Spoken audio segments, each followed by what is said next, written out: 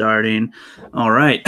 Good afternoon, everybody in the West, everybody in the East, and anytime it is anywhere else in the world. This is the first episode of the Rookie Corner podcast, where I talk about anything film related and bring on guests to join in the conversation. With me today is my guest, the Lone Wolf Cub. And how are you doing today, man?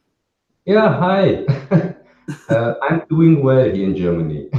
Yep, yeah, my guest is from Germany, and so right now I'm in the West Coast, and we have a 9-hour time difference. So this is the beginning of the afternoon for me and the end of the day for him. So, Yeah, it was really a long day, I have to oh say. yeah, big time. Anything interesting happen?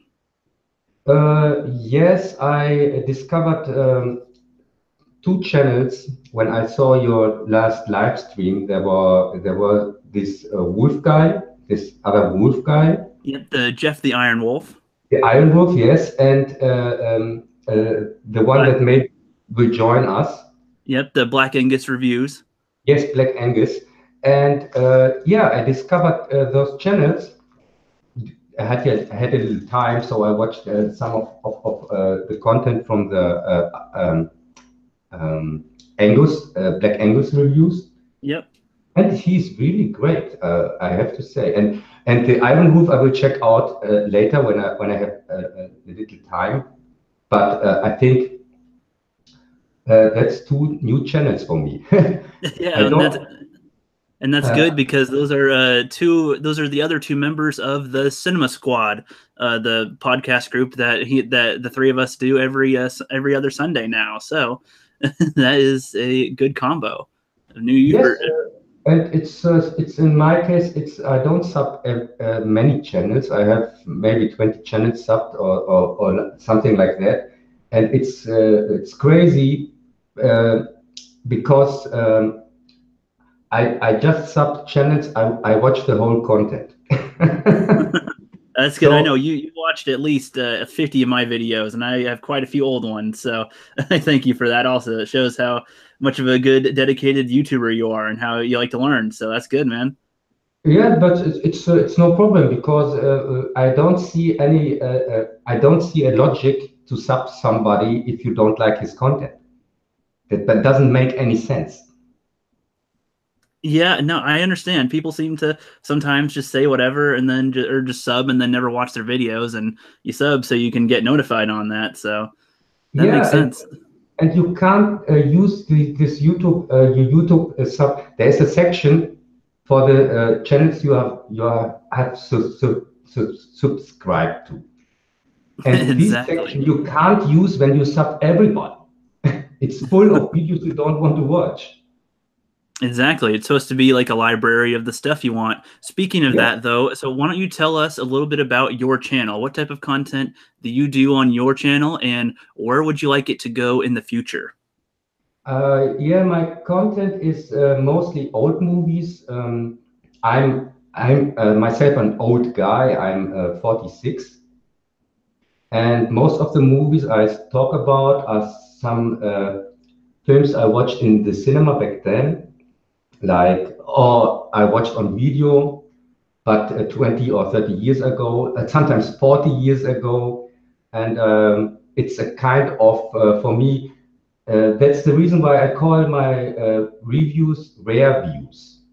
They are not reviews, they are like you are watching in the rear mirror of your car.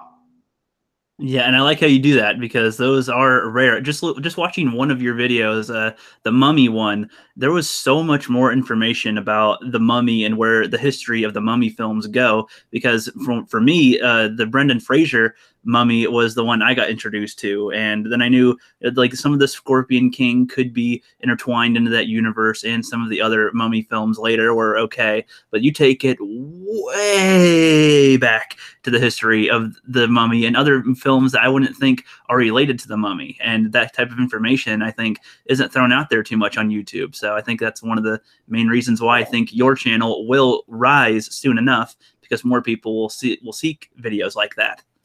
Yeah, the mummy one is really an interesting case.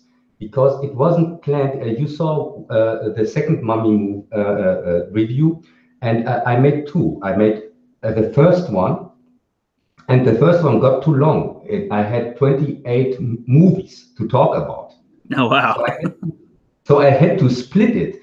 And it's really funny because all Mummy movies, I discovered an interesting fact.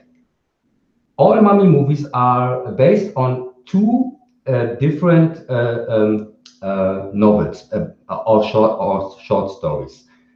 And it's really crazy. The old ones really depend on this one short story from Sir Arthur Conan Doyle. It's a very good one. And the new ones, so 90% of them are based on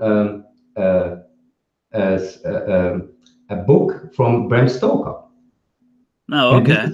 And it's really crazy. I didn't know that. You just discover that when you watch them all, and then you see, it's really just another adaptation from this book. It's crazy. It seems like since 50 years, they all just adapt the storyline from the Bram Stoker one. Maybe because he is more famous, but the other one is more is the better story. It's the story from the first movie from 1930 or something like that. Yeah, well, and then like over time, that those stories will get kind of jumbled up and mixed together. And when somebody makes an adaptation of one version, and then maybe one read one of the books and then saw the other version of the movie and make a different adaptation later, and that kind of stuff got me thinking about like literally all of the movies that we watch today, even some of the ones that are considered classics. Like, what were all of them inspired from? Because those sometimes I think get lost to history.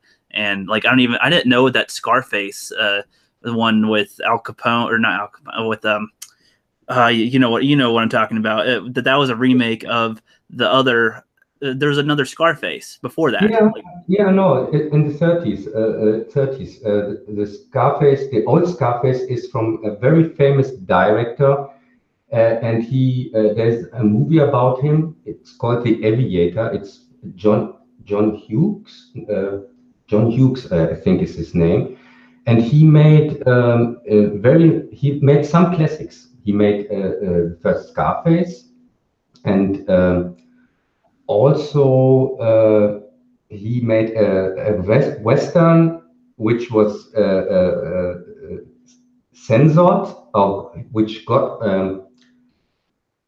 they wanted to censor because it shows boobs, but not blank boobs. The boobs were too big or something like that. Of And course. and he also has had some content with too much violence for that time that they told him and want to censor him. It's really interesting. It's a fascinating guy, this director.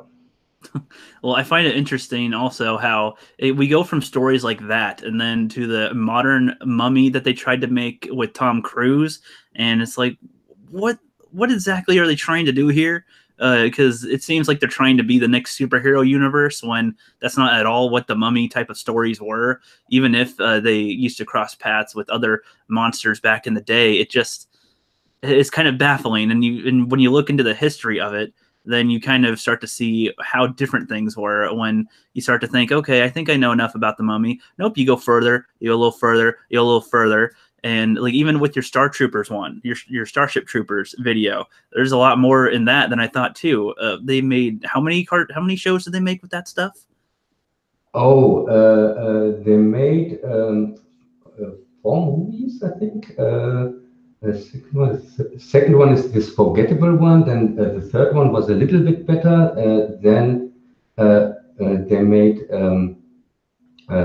two animated ones, real movies, but real movies with partially with the real voice actors from the real movies. It's a little bit complicated. So three real movies and the real actor movies and two animated ones, and then two series. One An animated series, and this is the only one that follows the book, the animated series, the old animated series. Yeah, well, And yeah, keep yes, going. and the second one is it's called oh, what was its name? It's also produced from Paul Verhoeven, and yeah, the Starship Trooper case is a really fascinating one, because nobody really got what Paul Verhoeven was doing with his movie. Yeah, I didn't really either. The first time I watched it, it looked like some type of a Star Wars ripoff, but it's very propaganda based. It seemed like they're trying to parody it on purpose. Later on, I kind of figured that, and then it just looks like some type of a cheesy mess. And sometimes it seems like the coolest sci-fi thing, and like I have no idea why would they want to make it an animated show. It seems perfect for live action, and then they make it an animated series that's kind of Yes, disjointed. Paul Verhoeven did a crazy thing, and I think not everybody realized this till now. He wasn't a fan of the book like me. The book is really not very good. It's the only book that got a rant on my channel.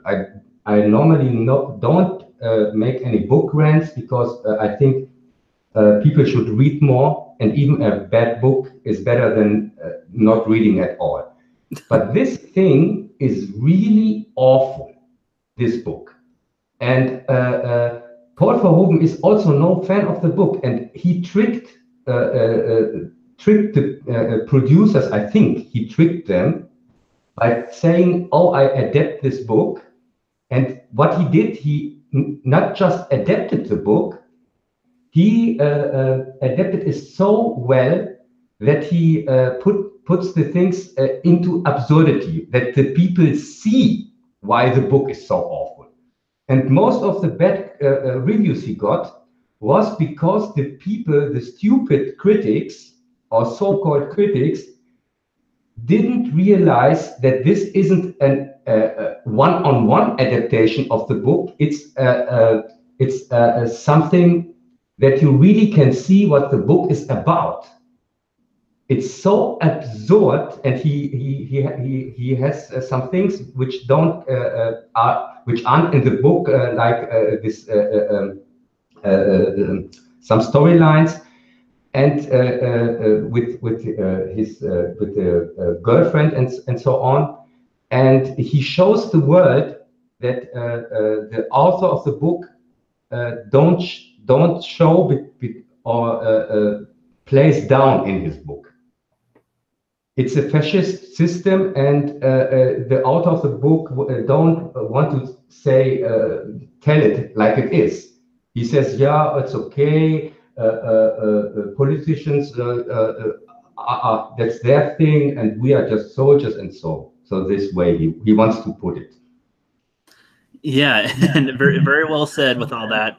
And I think okay, everybody, definitely go check out the Lone Wolf Cub.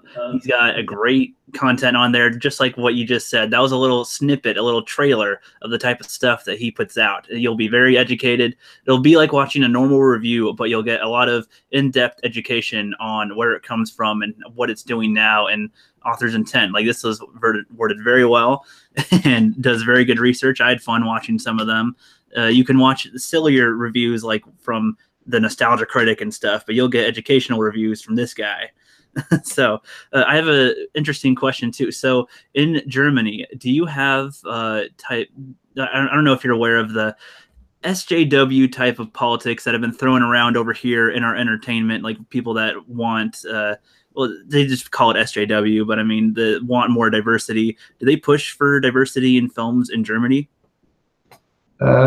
Maybe I can't tell you that because I don't watch television here in Germany since 10 years or so. It's so bad and boring and always the same. I don't even have a TV.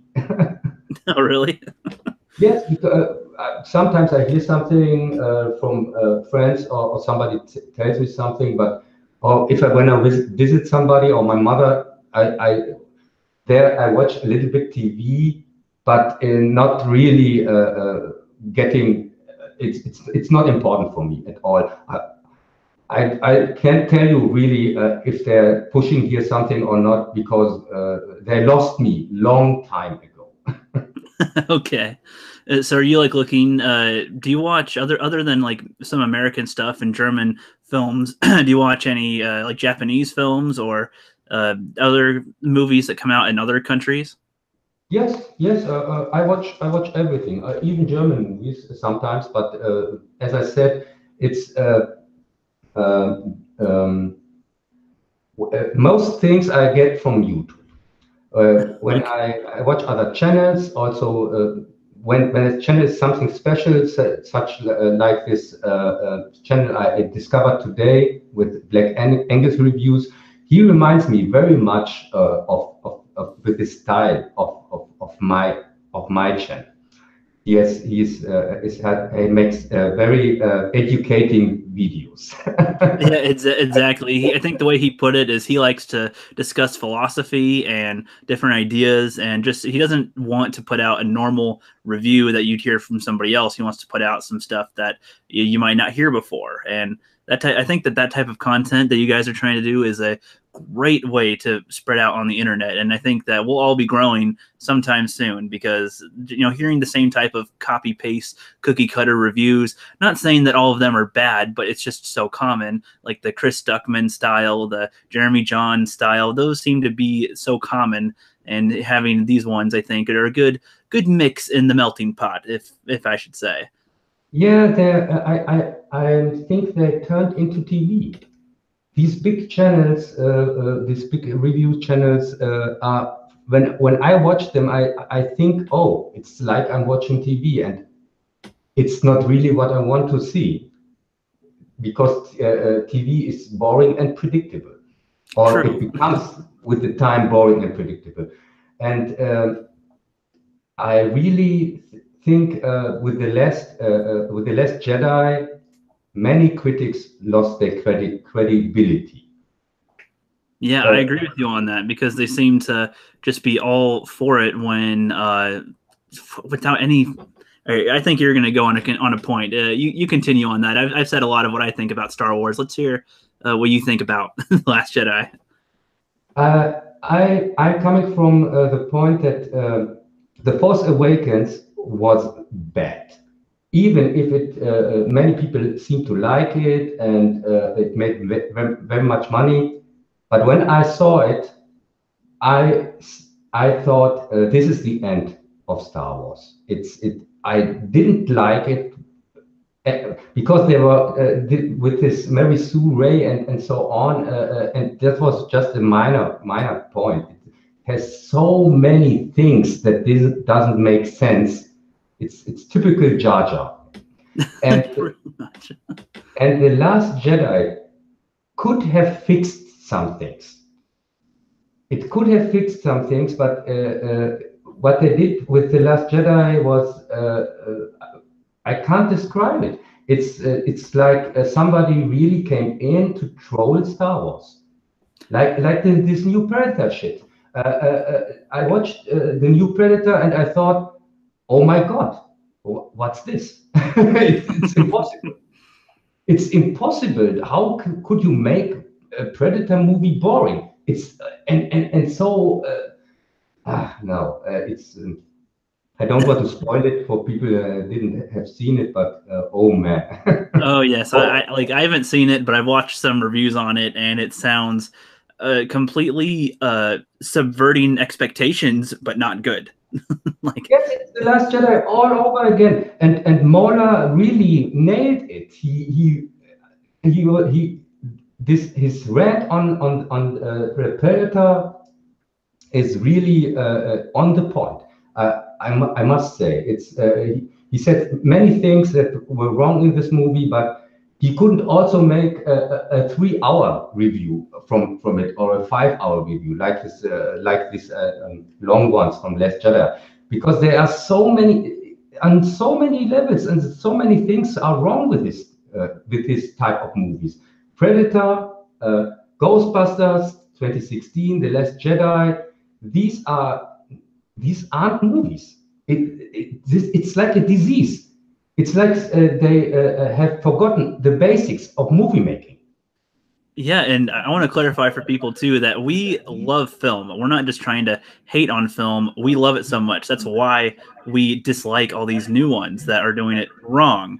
The Ghostbusters remake, as he said, I think a lot of issues with that were bad on their own, but a lot of the advertising around it are part of what made it worse. The Predator. How can you make that horrible? I mean, the other ones were kind of cheesy schlock, but they're entertaining schlock. And this, yeah, appears to be boring schlock, which is one of the worst kind, honestly. Getting nothing from it rather than something is one of the worst things to happen from a film, which is also how I kind of feel of The Last Jedi. I got nothing out of it. It wasn't entertaining. It wasn't funny or, anything. It was just nothing. It was empty. I felt empty leaving it. It was like, oh, you had some areas where I could have been excited, and then you just nipped it down. So it was like, okay, I guess I have no expectations now. I don't care what happens at all.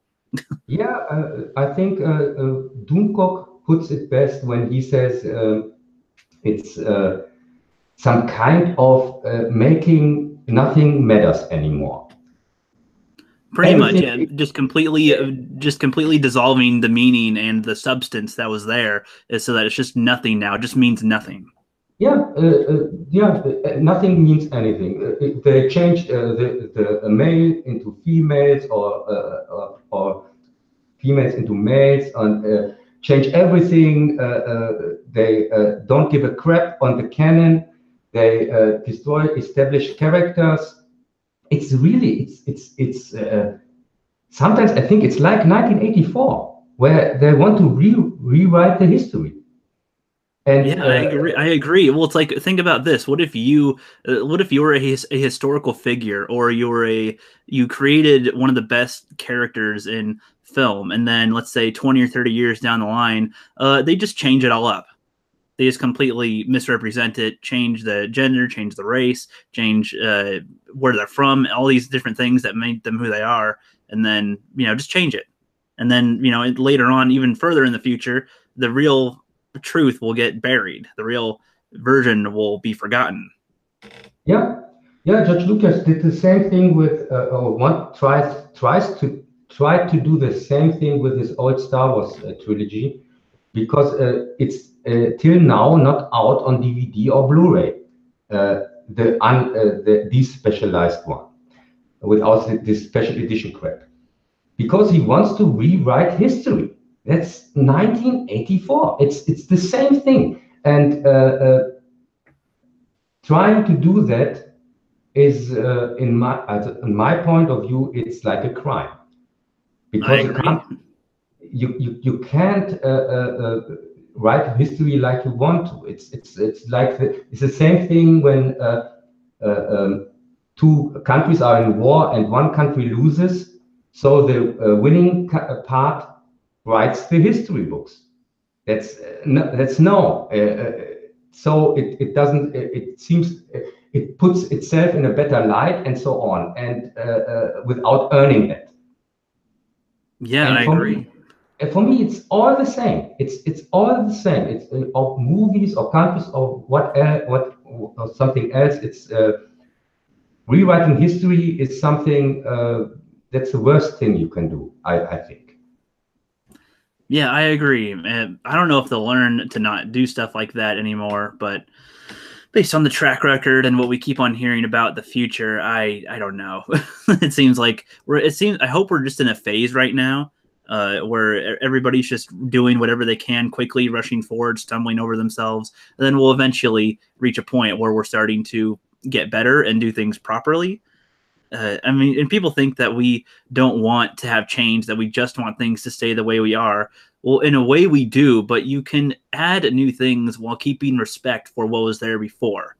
Like, right? Like, for example, like I'm only 24, you're twice my age. And it's like, I don't know, the type of respect that you're supposed to show for things that came before should just keep on going, right? You don't just go, oh nope, the old just sucks now, and the newest thing is what's cool. So screw it, let's just forget about it completely, brush it aside, forget about it. Like that would be ridiculous. Yeah, that's also I see it the same way. It's just no, it's no fun anymore with the movies. these guys who make these new versions of old movies, I think they didn't even understand what the old movies were about.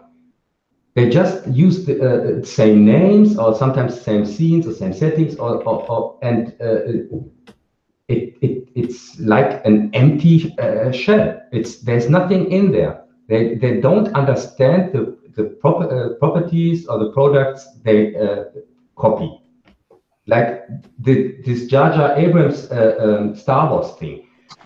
He made a clone from Star Wars, from the first Star Wars, but he has no hero's journey in it. He just puts some scenes together and says, okay, she can do everything. The Millennium Falcon is there. He parked there the last 20, 40 years or something like that, and the keys are in the Falcon or something like that, and so on. Yeah, it's all things happens because of reasons. And then he says, okay, oh, that's cool. I don't want to use these old robots because I don't get merchandising money for it. So I push a beach ball with attach a head on it and say this is the new one. Yeah, Yeah. it's crazy. It's crazy. Or see the Ghostbusters thing. I couldn't. I don't have anything against women as Ghostbusters Yeah, because they could have done it right. They could have had women be it, but the way that they did it just completely ruined. It just made no substance. It was just complete ridiculousness. yes, they didn't understand in the smallest way how Ghostbusters works. I think they thought we take a bunch of comedians and let them improvise the whole movie, but that's not how Ghostbusters works. No, well, and it's like I didn't have huge love for the original anyway, but I respect it more since they did so bad with the remake. Honestly, like I could see how much better it was and how they could have done it and how they didn't do anything that they should have with it. Yeah, I saw the original back then in the cinema with my, and it's really crazy. I saw it with my little brother and with my big sister. It was the first movie she wanted to see back then. Wow. It's really crazy. So, girls and women don't like Ghostbusters. No, it was never the case, and it was never an issue. Nope. All right, but we have Black Angus has joined us in here. Are you able to talk, Black Angus? You got it? Hi, Or Angus. Can you hear me? Oh, yeah, now I can hear you. Okay. I muted Wait, you can you for hear a me little bit. Yeah, I can hear you. Can you hear us? Okay. Okay. I didn't mute you I was for a making sure. sec. Yeah, I don't know if you saw in the comments, I fed the kids so they're down for nap time. Okay. That's good. Well, all right, everybody that's joining us now. This is Black Angus Reviews. He's one of the trio on the Cinema Squad podcast that we do every other Sunday. And how are you doing today, Black Angus?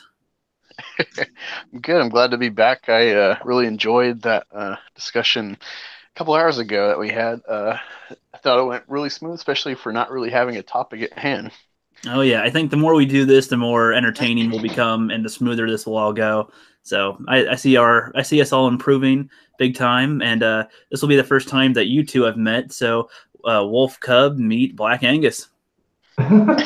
Yeah, It's nice to meet you, Wolf. I came home. I didn't realize y'all were already streaming, but I was responding to your comments on my videos. I have you pulled up. I plan to sub and review a lot of your material, like I did Critic and Iron Wolf as well. yeah, All right, yeah, that's good. yeah. I checked out a little bit your content, mostly the reviews for movies, because I'm not a sports guy. If you Oh, see that's me, fine. if you see me, you see why I'm not a sports guy. So, I was really positively surprised when I saw your in-depth analysis of some issues. and it's really it was really fun to watch. I had to say. Well, You, thank you. I appreciate it. yeah, your analysis of the problem with the Star Wars was the last one I saw, and yeah, it's I just can agree with that. Yeah, like I said in my reply to you, that first 5-10 minutes is really just from being in a history of film class a couple years ago, and I really absorbed that first half of the class because it's from like the inception of the scientific discoveries to make film capturing up to like the 20s or 30s, and then they start getting into like weird waves of film, like the French wave in the 60s, and I just tuned out and barely passed the second half of that class. But that whole introductory half, I really channel that into that video because it's like, man, this is a way to educate people and then rope it into Star Wars. Yeah, Yep. but it fits perfectly because Star Wars, the first Star Wars, is a result of this uh, uh, of of filmmaking from the beginning to the 70s. George Lucas took very much inspirations from old movies and TV series like Flash Gordon and so on. And these are really early works. And he wanted just to make the same thing in space, like these old ones, or like with his Indiana Jones movies. He also this is he was inspired, I think, from a Quartermain series, which is older, and from other things like that.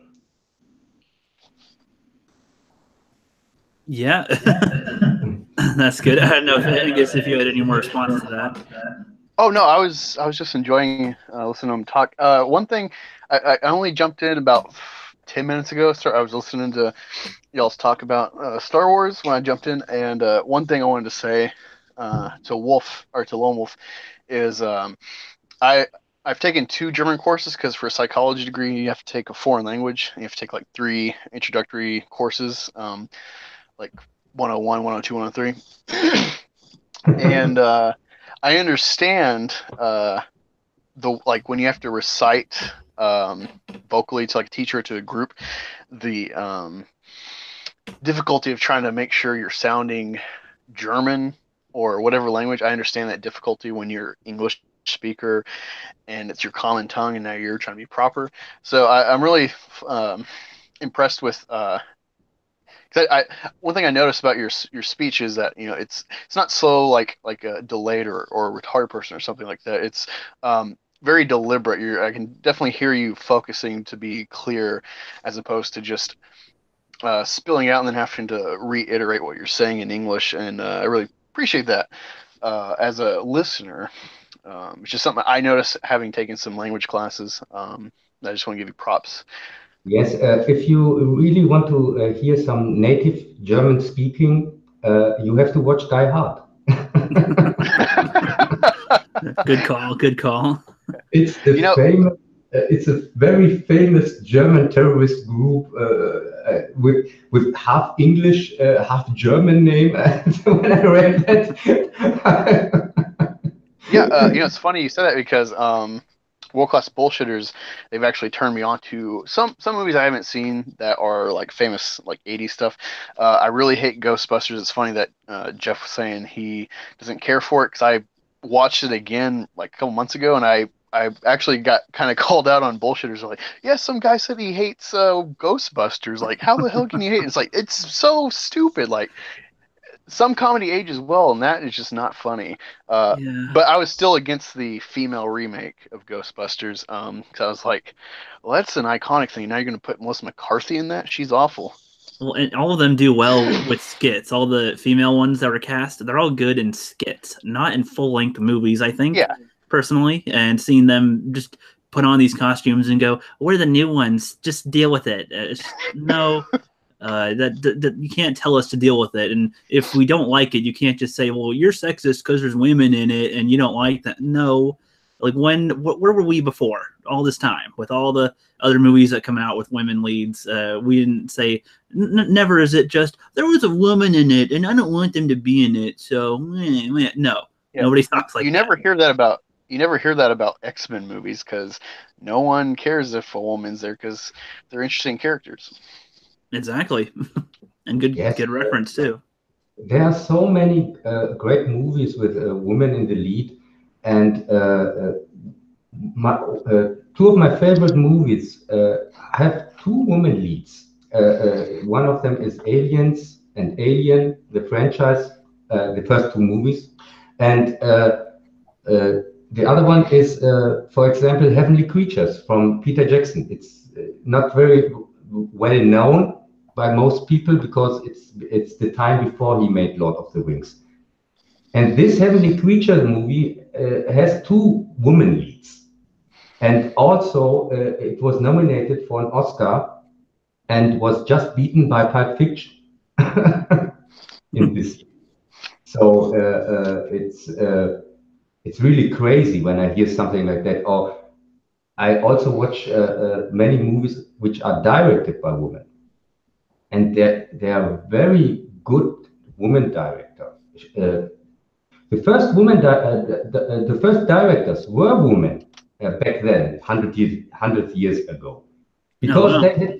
yes, and during the wartime also, because the wartime was also an opportunity for many women to get into man's work because the men were at the front in this time.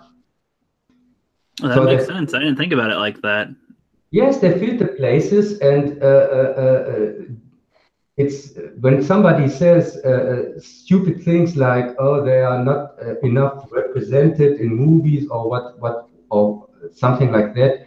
It's just stupid. Well, These people don't have any clue from movies or film in general or history in general. no, they don't. I want to know, okay, what is the exact number that would be appropriate? How many black people exactly do we need to fill out the thing? How many Mexicans exactly do we need to fill out the thing? How many white people? How many women? What is the exact number? If they say Black Panther was diverse, I wouldn't agree, but it's like, okay, that's a big number of that, but where's the other ones? And there's plenty of examples that's like they want the exact numbers, but they don't know an exact number. There just needs to be more. It's like, well, what's the number? Star Wars has a plenty now, which is good. That's fine. But if they were better characters, we'd care more. But Yeah, that's it. It's all about good writing, good characters, and so on. It has nothing to do with the color of the skin or the gender. It's so stupid to make this an issue. Uh, it, and even uh, some people seem to forget that if you have a bunch of directors that are all white male, I say, like in the 50s or something like that. And you have black people who aren't so much in directing or in acting or what else, or in the music scene or what else. They develop in this time a subculture. And this subculture is getting famous with the time. And like with the black music or soul or something like that, it's nowadays it's even more famous than the other one.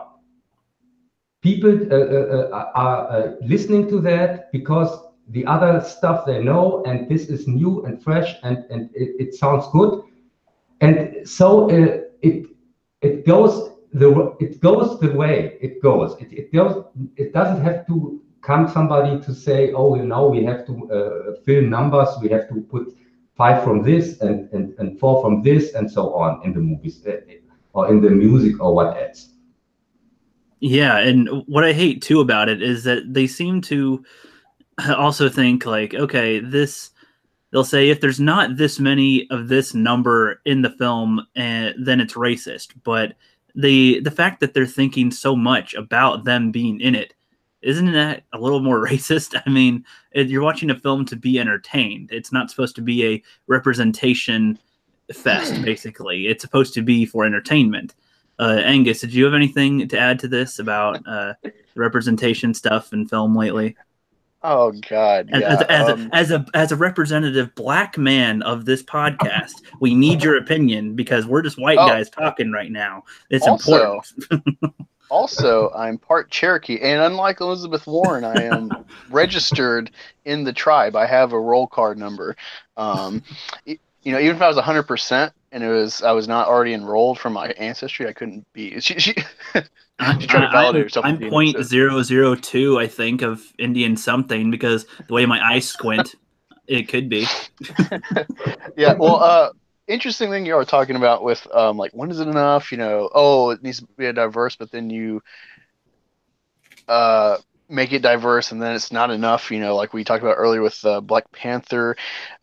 Almost a year ago, everyone was lauding this as like it was like a civil rights movement or something. It was like some hallmark, like I have a dream, key mark moment when it's just a movie. But no, funny thing, it reminds me of this article. There's this, I can't remember which Facebook page this was, but it's like making fun of liberals and SJWs and whatnot, and mocking their articles by taking a picture of them and then posting them.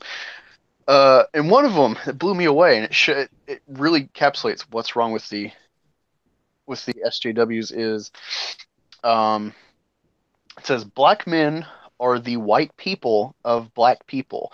And I read the article too, not just laughing at the title. And it's talking about how like essentially entitled men who stay good fathers, regardless if they're married or not, if they stay good fathers, how they get like treated better and have better perks from the family. It's like, oh honey, you sit there, I'll get you your tea or I'll get you your dinner or whatever. And it's like, well, yeah, because black people are the most church people in America, mostly fundamental, non-denominational, and that's like Christian values. You have the complementarianism of male and female, and with so many fatherless households, yeah, a black woman in that environment is going to be a bit subservient to keep her man. Uh, and so they try to like twist it as like, and that's what they need. They always, because it's cultural Marxism, they always need an oppressor and oppressee. So it's like, black people are starting to get unified in some way. Now we need to divide them. And so it's like, we'll make the men and women within fight each other. So yeah, and one thing I wanted to ask Lone Wolf, is what is Germany like with this SJWs in pop culture? What's it like over there? I told the rookie, he also asked me, and I told him they lost me long time ago with the media. I don't watch TV or listen to radio or something like that since 10 years or 15 years ago. And I don't know. I can tell you they lost me a long time ago with their stupid stuff and the boring stuff. So I really can't tell you. But we have here some Germans in the chat, and I also would wanted to uh, thank the people in the chat. They have some very funny comments. Yes. Somebody says here the noise tracker. In the German version, everybody speaks German in that movie, and he means, of course, Die Hard. Yeah? And Motasabi Games said, what would be the reaction if they made a female version of Magic Mike, Magic Michelle? Yeah, the female version of Magic Mike would be probably the movie I would watch. Haven't they made something like that probably by now? Because I didn't watch Magic Mike, even if I'm I'm the biggest Soderbergh fan. I'm a Soderbergh fan from the director, from the time nobody knew him when he made movies like Kafka. Yeah, I don't recognize that. Yeah, that is the Soderbergh I like, and this new crap he made, like Magic Mike or Ocean's 11 or this god awful Hollywood shit. Soderbergh is a typical really talented director who went Hollywood. And it's really, for me, it's really heartbreaking because I liked his old work so much. Somebody who made a movie like Kafka, and a really good one also. And now he's a typical Hollywood director. It's really, yeah. Yeah, okay. No, I got you. I got you. Well, that's one of the things that I think everybody can be worried about sometimes is when you're trying to get your name out there and you're trying to get your work recognized. You put all your effort in, you put your motivation and passion into all your work, and you just try the best that you can, and you get more noticed by more and more people. And then you start to get a following, and then you start to get their opinions, and then the stuff you put out now is being judged by everyone, and then you put something out that people might not react to as well, and then you think you have to change how it is, and then you end up going the Hollywood way, as you said, and end up just kind of making stuff that people don't really want anymore while listening to them in a way, if that makes any sense. Yes, Jess said it would have bigger audience, haha, boobs. Yes, it would be a movie I would watch. There are now 2 or 3 Magic Mike, whatever movies. I never would watch that. Why should I? I think it's for a different kind of audience, of male audience, not for me. Yeah. Do you have anything to add to that, Angus? Yeah. With regards to Magic Mike, I have watched it. I am married, so that is probably the biggest reason. But also Matthew McConaughey, and I was just interested, so I checked in, and it's not bad. It shows that what's his name? The GI Joe punk, Channing Tatum. Yeah, He Channing has Tatum. some range. He has some range to develop. If he had a good director, he might, be a Oscar-worthy, at least supporting actor. If he got a good director, he has range. He's more than just the dumb hunk like She's the Man, which is an endearing movie. Yeah, being married. If you want to it's sort of a compromise, but it's like, hey, watch this, and then, or I'll watch this. So now you have to watch Rob Zombie Halloween 2 with me, which, my wife hates gore and horror, so that would really freak her the fuck out. Especially the whole dream sequence to start the movie is like 20 minutes of just slaughter. But no, with a female Magic Mike, oh my god, that might be the biggest grossing movie ever. Probably because everybody would see it, even the chicks. So Yeah, well, yeah, and the SJWs would just lose everywhere. The feminists would just be shrieking mad. they'd probably go see it too. Honestly, No, it's objectifying women because it's female strippers. yeah, but they'd they still want go they want see to it and not empower. tell anybody. They'd see it and go, "Oh, this is horrible. This shouldn't be. This shouldn't be anymore." Yes. Yeah, it's. Oh, go on. Nowadays, you can't make such a movie. It's too entertaining. What was that? I said nowadays you can't make such a movie. It's too entertaining. Oh, true. Well, that brings it. I think Jeff Hicks at World Class Bullshitters always brings up Blazing Saddles, one of the best like racial funny movies ever. And they won't make anything with balls these days, in a way. Though they seem to keep on claiming that Rian Johnson had the biggest balls to make The Last Jedi, but I think that goes down to something else. But yeah, the lack of balls, honestly. Without a script, and just make some scenes and put them together. Yeah, that takes really balls. I see that also. Well, and the fact that like Ivan Ortega is remaking it and using the same footage and is going to make it better, it just says a lot about their movie making process at Lucasfilm currently. Yeah. Sorry if I got us off topic, but I mean we keep on bouncing around anyway. So yeah. Yeah, I can see every version of Last Jedi will be better than the original. Every version. Yeah, it's so much. Every version, but the Rian Johnson cut. This version could be worse if he puts another half hour in the movie or something like that. Oh my god, the movie was so long. I when I tried to watch it, I would have to stop every couple minutes to write things down and to take a break and just chill.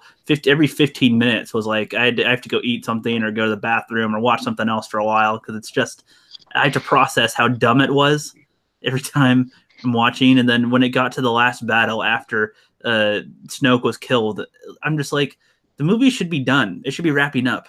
But nope, they still have so much more to do, and they're just making it worse every step.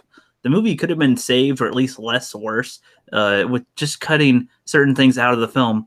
But they just had to keep on putting things in, and had to keep on saying the dumbest things and not make any sense. And like, I'm a huge science guy, and I'm not saying that it needs to be scientifically accurate, but they need to be okay with continuity within the own films that the other Star Wars ones presented. You can't just change it. And my example was like when people say it's just a space movie, just shut up and watch. I think, what if My Little Pony were to fly on screen, shit on the screen, wipe Star Wars with her tongue, and say, "Enjoy the show"? Would that be okay because it's not a realistic movie? Yeah, and it's a fact. If people don't learn from the history, they have to repeat it. So we can be sure there is coming a special edition of this new Star Wars Abominations, and we get to see more Cantabite scenes and less fighting. Yeah, let's just have Cantobite. Let's cut the rest of the film out and just focus on Cantobite, the real important fun issues. Dinosaurs walk through the picture. Dinosaurs walk through the picture and they give a high five to aliens, and My Little Ponies rule the universe. That's what Star Wars will be soon. Just watch. Yes, and add some different Force Ghosts at the end. Yeah, why don't they just have the Force Ghost movie where they just go, hey, we're all dead, but we're not dead, and let's fight, but we can't do anything. Okay. A pointless movie. Now you are spoiling the plot from episode 9. What do you think? Oh, that's supposed to be a big scene. He will return everybody as Force Ghosts. I tell you that. I wouldn't doubt it. I don't doubt it. Matter and time travel. Oh my God, they'll get help from the Avengers. They'll have the Avengers come in and help them beat Kylo Ren, and Rey will have to, I don't know, she'll have to retain her powers because she's so strong. She'll have to, have resistance on her, so she can't just annihilate the universe like Thanos or something. And that's. I think Rey becomes so powerful that she became the new Galactus, and so we have the crossover with the next Avengers. Oh yeah, pretty much. I'm hoping that Captain Marvel is a decent character in her next film and in the Avengers movie, but I just have doubts based on where they want to go now. Angus, did you want to cut in on any of this? I know that you're muted. You're probably helping your kids out right now. You got anything you want to add? I know you're just itching. You're itching for it. No. I've said what I want to say for a while at least about Captain Marvel with that first stream we did. No, I don't really have anything to say about it. I was just going to let you know, since I'm busy, I will be listening and I'll still be joined on this, but I'll be muted. Hopefully, have y'all talked about Spider-Man yet? We're actually about to switch over to that in a minute, but good. Yeah, I'm just going to listen. I'll be talking for a minute or two, so you can just listen. Yeah, I'll just be listening, and then you can maybe cue me in like 20, 30 minutes, and I'll jump in. Okay, all right, sounds good, man. Alrighty, Lone Wolf. So you ready to talk about Spider-Man? Yes, but I want to say some words to Captain Marvel. I don't think we can get really an interesting movie because the source material is not interesting. Captain Marvel is the definition of Mary Jane-ness. And Mary Sue all over. She has her powers from what the fuck, and she can do everything, and it is the bestest ever. I can't see an interesting story with her character. I can see her being a good side character with a good character, like as a good motivator for a side character, but as a lead, I am kind of finding that hard to think. And the only version of her that I can go off of is the cartoon version and the Avengers Mightiest Hero.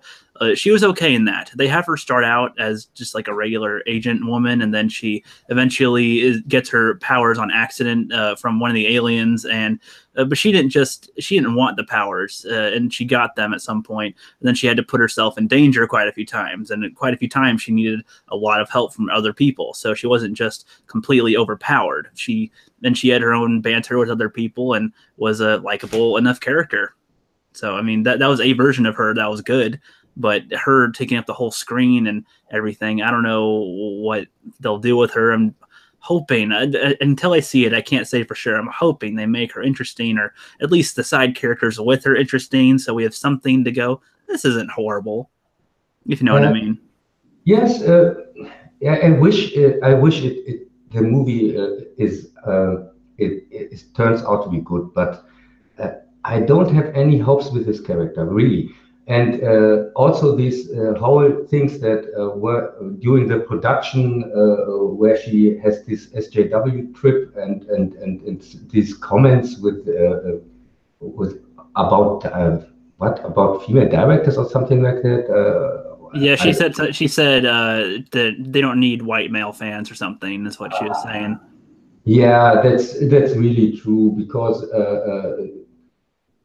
if you want to get women in the cinema, you put other women on the screen. Like, No, want to get because in the Ocean's cinema, 11 you had put on record numbers. yeah, that's really true. Yeah. But no, this character, it's for me, it's too overpowered, and I really don't like such character like Captain Marvel. Somebody like Spider-Man or even Superman, they're defined by their strengths and also their weaknesses. But with somebody like Captain Marvel, I really don't know what she's about. I don't understand her. We'll find out in their movie. Apparently, we'll, we'll get a Okay. first taste. Yeah, okay, let's talk about another character I don't understand. Venom or Spider. Okay. Or do you want to talk first about Spider-Man in general? Okay, well, I was going to talk specifically about the rights in a way, and what I think that they could do with characters if Sony takes back the rights to Spider-Man. So specifically, what spawned my idea for the topic is like if Sony takes the rights back to Spider-Man, and if they have Tony Stark die in Avengers 4, what should they do with the properties? It's like what should they do with Iron Man and Spider-Man? Since the MCU already introduced Spider-Man, I don't think that they should just throw him away. I might talk for like a minute or two here. I've got a whole thing thought out here about it, and then I'll let you go.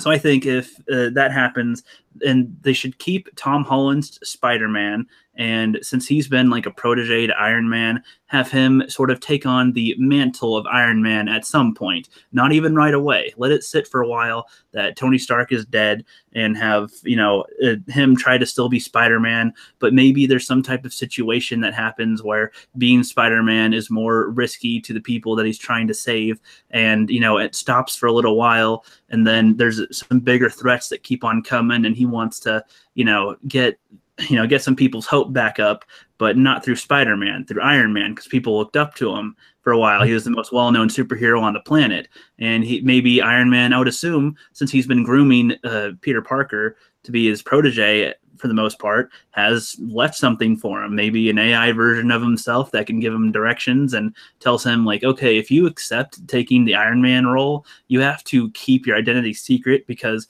he did the stupid thing by telling everyone who he is, and then he had constant enemies around him, whether he's in his suit or out of his suit. And this could be kind of a struggle for him to try to adjust to doing an Iron Man type thing instead of Spider-Man. And you could have Rhodes, even the War Machine, try to be Iron Man for a while, but one of the suits gets busted and he can't even fix it, and he gets injured. So Peter has to try to take on the role of Iron Man. And I just think that with him, he's already established and well known to be with Iron Man, and I know. I think that that'd be a good continuation of both the Peter Parker character that we've already known and continue the Iron Man one, and kind of keep us going. And you could also do. I went off with this with other ideas, like since they never showed Uncle Ben getting killed.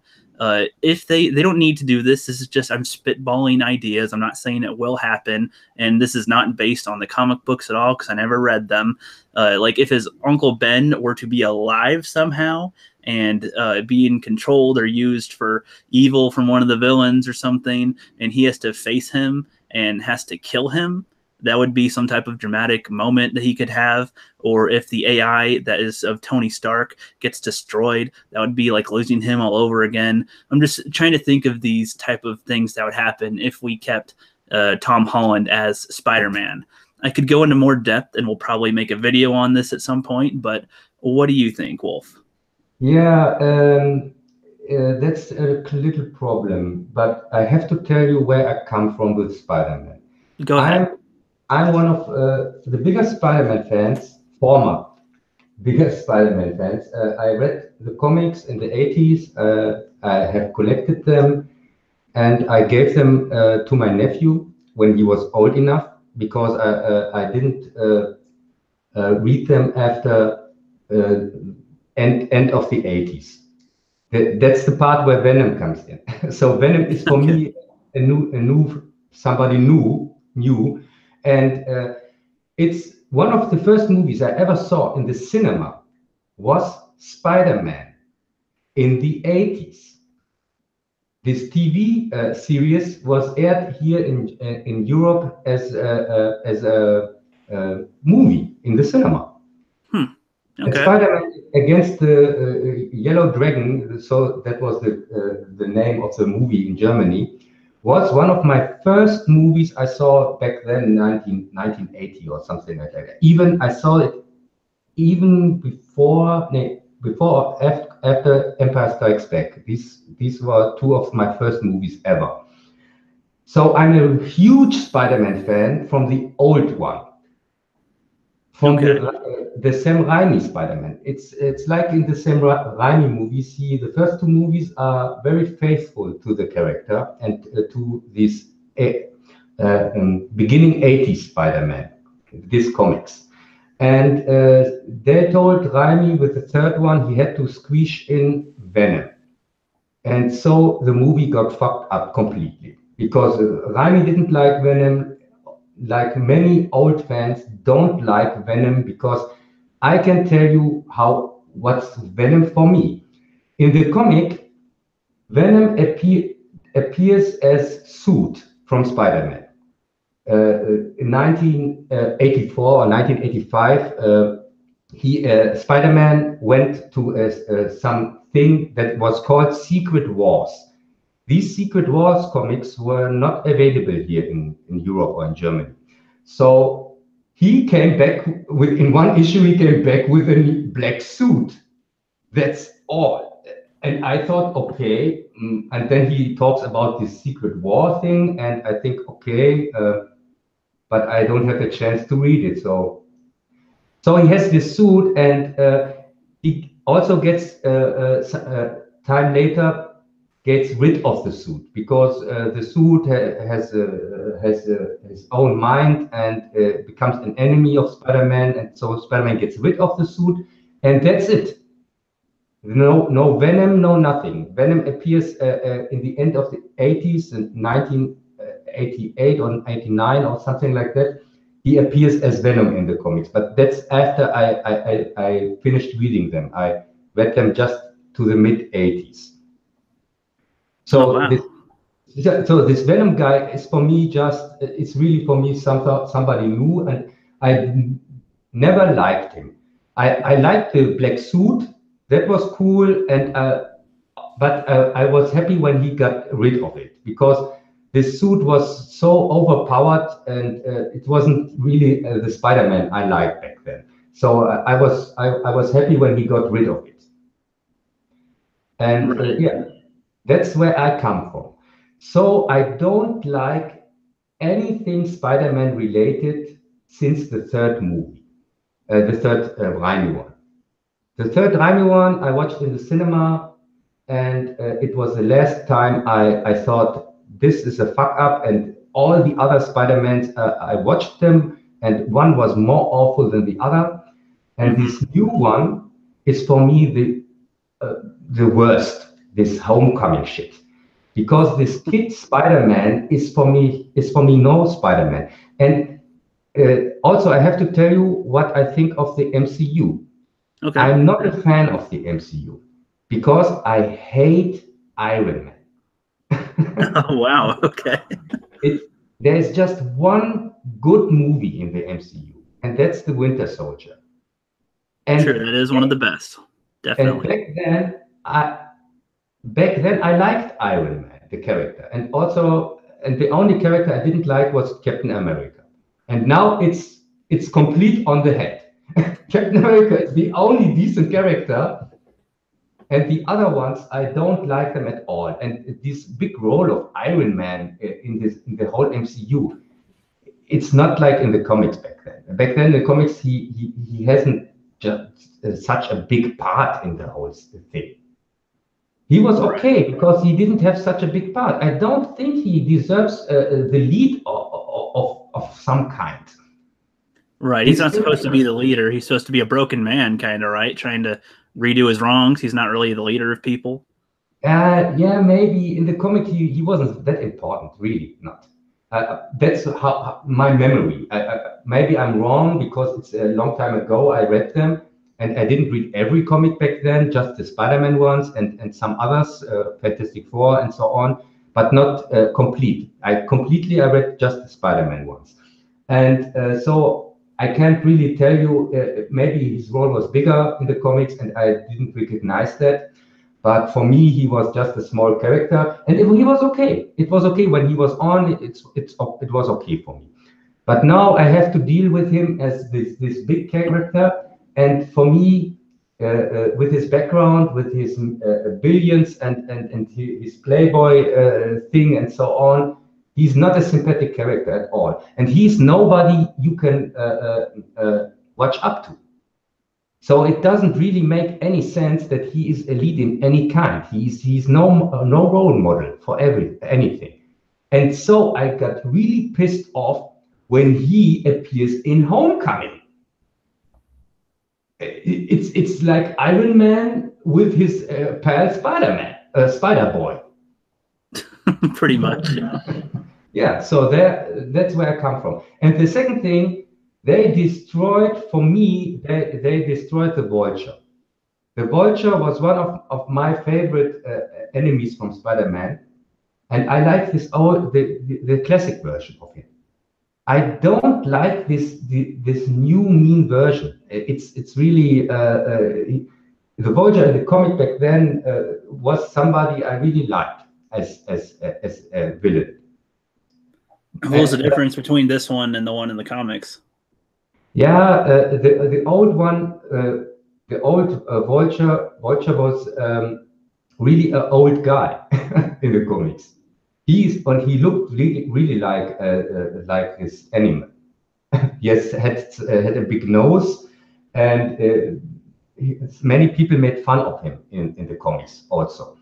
And he was this old guy who showed the people that he is somebody. He is an enemy from Spider-Man.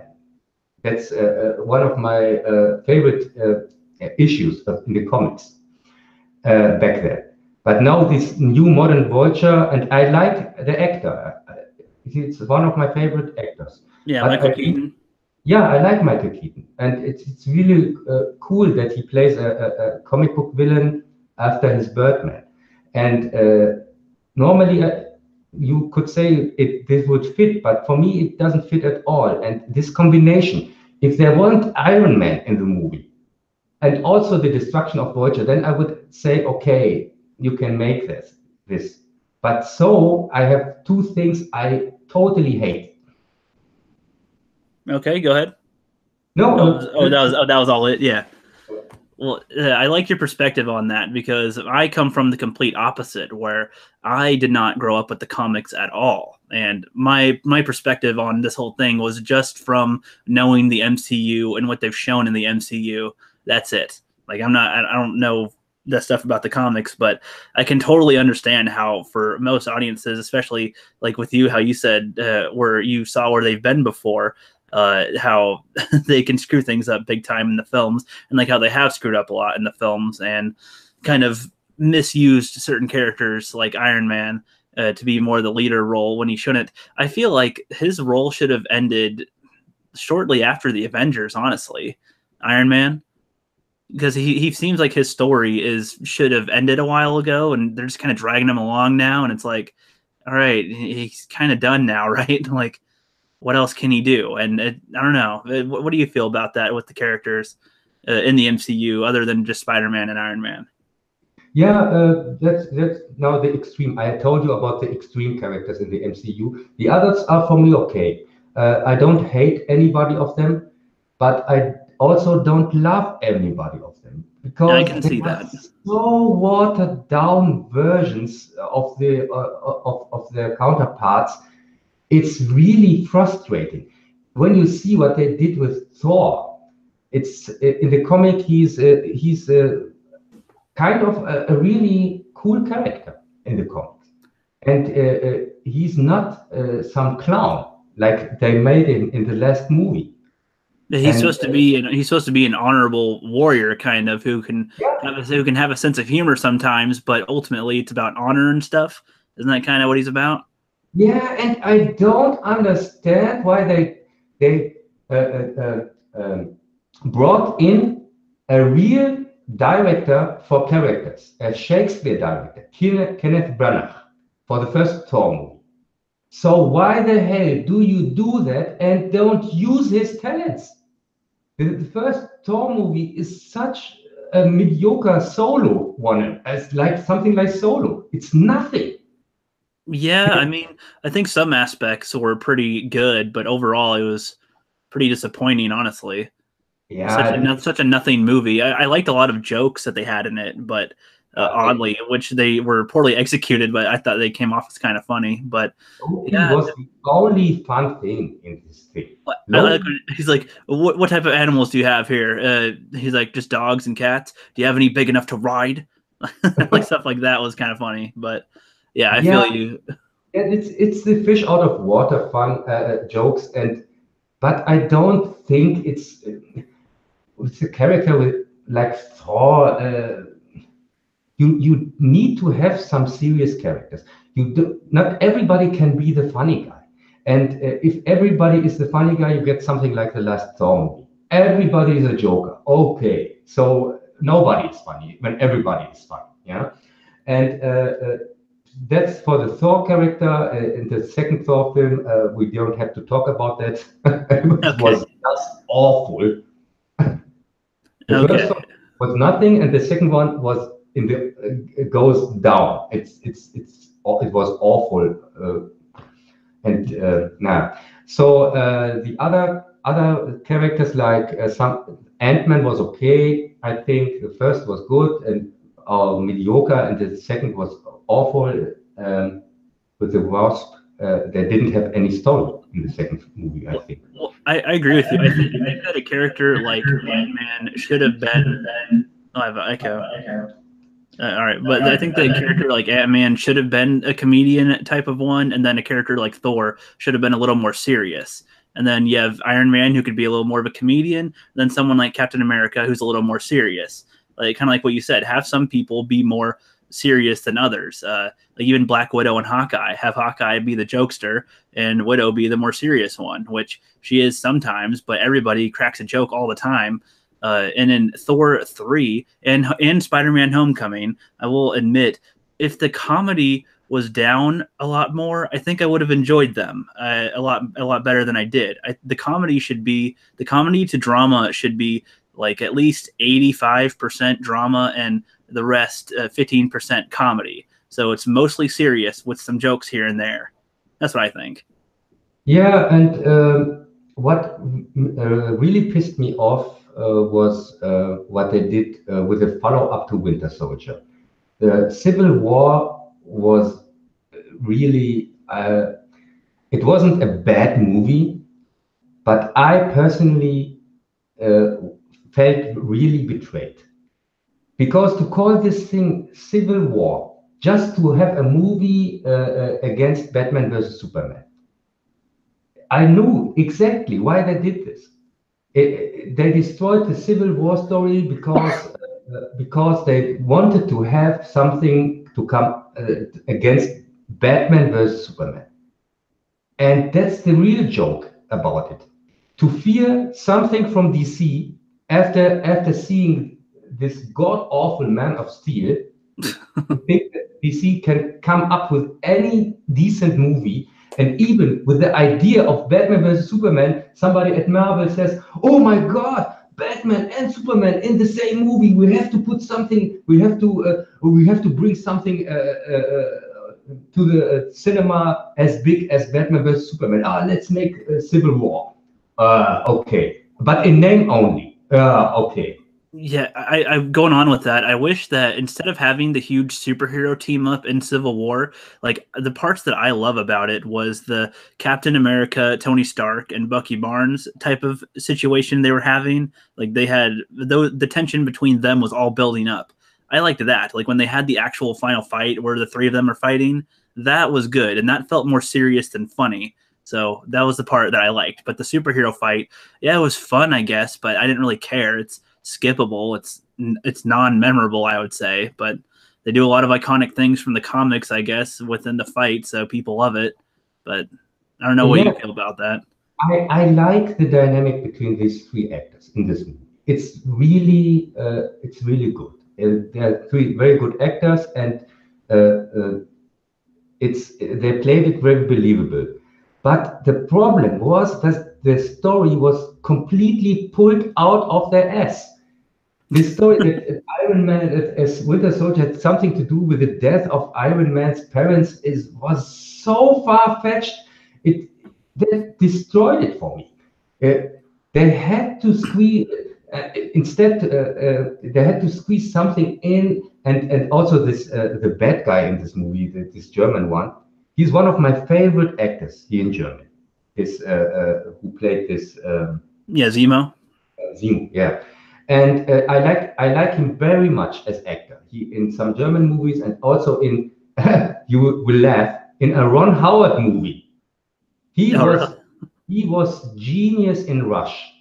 And after Rush, I really had new respect for Ron Howard. I thought, wow, this is a very good movie, and it was also a very good Thor in that movie. First time I saw this Thor actor in a really fitting role, because he didn't have to act.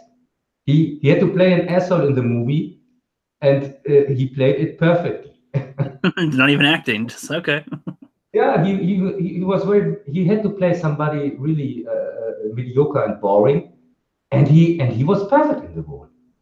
And so even if he was the main actor in this movie, he was overshadowed by the other one, by this German guy who you saw in Civil War, and it was a very good movie. It's one of Ron Howard's best movies. But in Civil War, he had his motivations were pulled out of the head. Yeah, that was so I didn't bad. understand his plan at all. No, his plan. I think plenty of YouTubers actually go through and explain his actual plan throughout the movie, and it's like this huge, long, coincidental. Like you have to be an omni god to understand what the hell his plan, how he could have ended up where he was, and thinking this is where it would end up. Like it's not even like the Joker where he just goes with it. It's just random completely. And what I hate too is if they were going to do the thing with Captain America and Stark, they didn't need a villain in the film. Like it could have just been some drama between them. That's what I would have liked to see. Stark versus Cap, basically. That's what I would have liked to see. Yeah, it wouldn't be a problem. And Civil War, the problem with Civil War is really that that they put the name Civil War on this product that isn't Civil War at all. The comic Civil War, I'm not a huge fan of the storyline, but I would have liked to see it in a movie. Yeah, which they probably would have had to wait for a while on that. Angus, I feel like you are wanting to jump in here now. Do you want to say something? Oh yeah, it's great. I am kid free for the foreseeable future tonight. Um, first of all, I wish Thanos could have came across Zemo. That would have been I thought you awesome. just said Kit would have came across as emo. No, no, no. Came That's across Zemo. Zemo. That'd be Okay. So came across hilarious. as emo. Because yeah, his plot is really convoluted. I think oh, what is that? Trying to think of the channel. Screen Junkies. They do the trailers or whatever, the mockumentary trailers. Or the honest trailers or the Honest trailers. There you go. yeah. Yeah, so they do honest trailers, and their comparison of Captain America: Civil War with Dark Knight, or with Batman vs Superman, and the plot of Lex Luthor versus Zemo and how it works is so on point. Like they're both really flawed, but Civil War does it way better at glossing over, like, oh, don't look at this, don't question us. They pulled it off. I really enjoyed Civil War. It is kind of forgettable. I think Lone Wolf was on a good track of mind that the MCU will not age well. It is the westerns of our time where it's just our kind of shtick in movies right now that we're like, man, we really like this weird specific subgenre.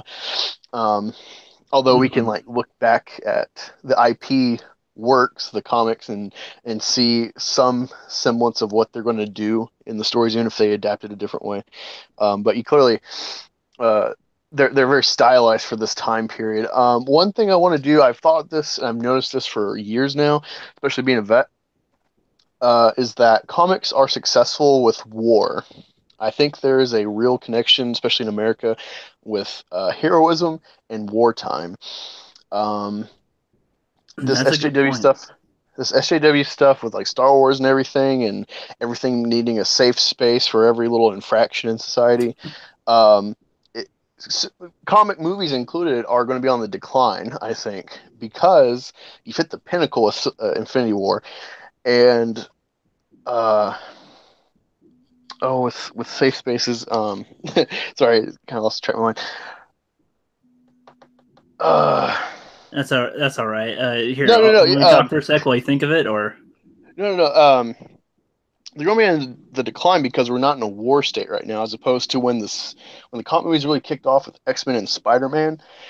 We started 9/11 and the Iraq invasion, and then movies started booming with superhero stuff. oh, that's It a good point. That's a good point. That becomes makes me think of the bridge scene in Spider-Man 1, oh god. where they're like, hey, you mess with one of us, you mess with all of us, and Oh that's a man, good I have so point. much to talk about with Spider-Man, but yeah, there. I want to make a video to actually look at the numbers because after the Gulf War, like Spawn was really big for an indie comic, and then out of nowhere, Marvel has to go into bankruptcy and sell a bunch of their stuff to preserve themselves, including the film rights to Spider-Man.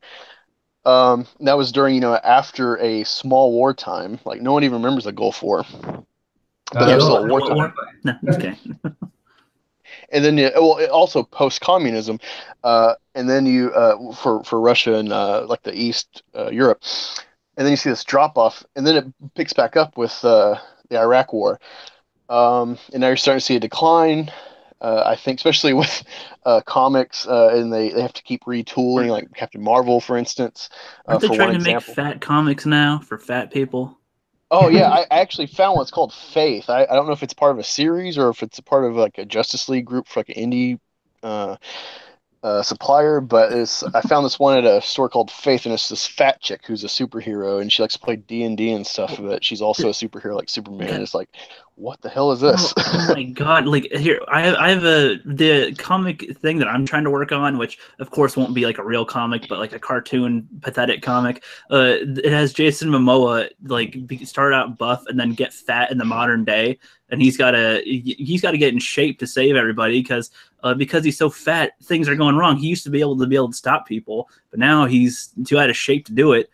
So it's kind of a comedic, dramatic thing. But then he's got to lose the weight. he's got to get back in. So it's like that's as far as fat as I would do it with him, but not I go, saw yeah, the you're just gonna be storyline a fat in hero. one of your last videos. You talked about it when you showed the pictures.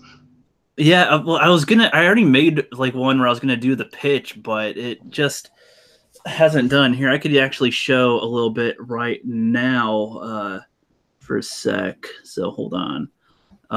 So I was working on one, and I don't know if the light can do it very well, but that's supposed to be Jason Momoa starting buff and then getting fat in the modern day Yeah.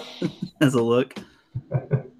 Yeah, but can yeah, in the chat can now they can see it also. Yeah, yeah, that was a really interesting storyline. I had to say, Yes. because I'm not the biggest Jason Momoa fan in the first place, because I'm one of the few people who didn't forget what he did to Conan. Oh yeah, when Jason Oh, Momoa yeah. was in Conan, yeah. You are speaking with somebody who saw this Conan abomination fuck thing, and I made a video about that, and it's for me one of the worst things ever happened to Conan. It's such a shame what they did with him in that movie. Yeah.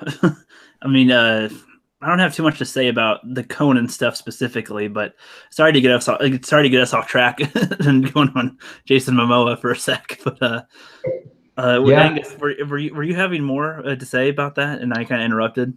No, well, no, it's not a bad interruption. You're fine. It's natural. I was going to say I'm kind of backtracking because I was listening to y'all vividly for the last 20, 30 minutes. I think sorry, Lone Wolf. Sorry, I'm getting used to your name.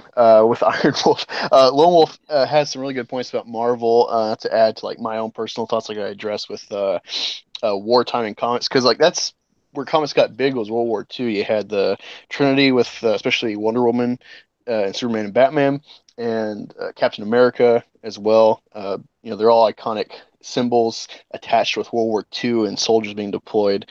I'm sure if you could look at all the war times, I'm probably sure even Vietnam probably has a big boost for comics and then decline afterwards. Because yeah, like Dark Knight Returns was an 80s product, and of course the 80s had like the Reaganomics era and stuff in like the beginning of the end for USSR, but there was no real war effort that was making headlines. So I'm sure comics coincide with that as well. But no, Vulture. It's funny you mentioned Birdman with Keaton. I personally love Vulture in the MCU. The MCU is horrible at villains besides Thanos. And I give a lot of credit to the Russos for how they adapted him. Uh, Thanos is like his own separate entity because he's this deity effect. Hela, I think, could have been great with her legitimate claim to the throne, like me and Critic and Iron Wolf talked about.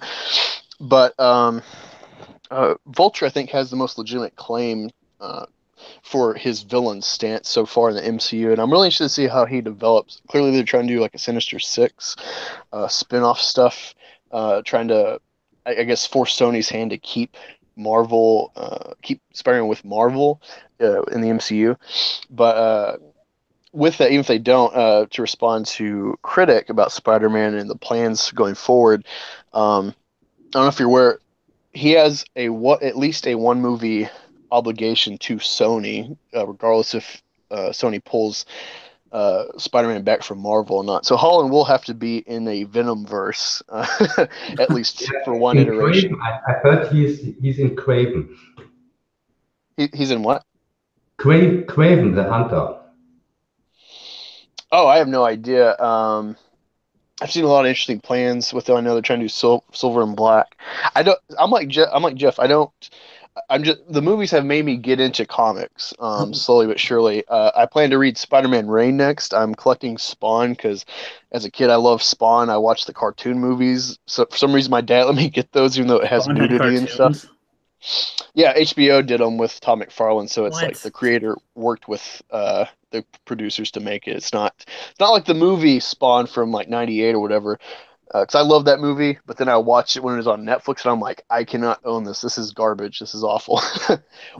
try to find the HBO series that they did. It's like a That season or that two. It's that really good. sounds crazy.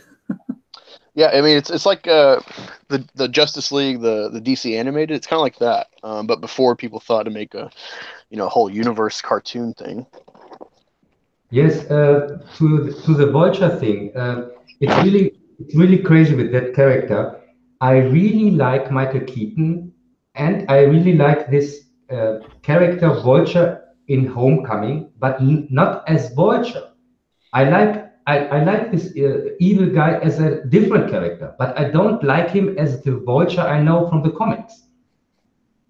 Yeah, and based on the Spider-Man villains, couldn't he have technically have been like just any other villain? Because don't they all just do the same thing? Or okay, not all do the same thing, but they like rob banks. They have a similar type of things that they do. So he could have been interchanged with anyone Or else and make, still did the same or thing. make it easier. Say he's the son of the Vulture, or his nephew, or something like that, and he's more evil than the original one.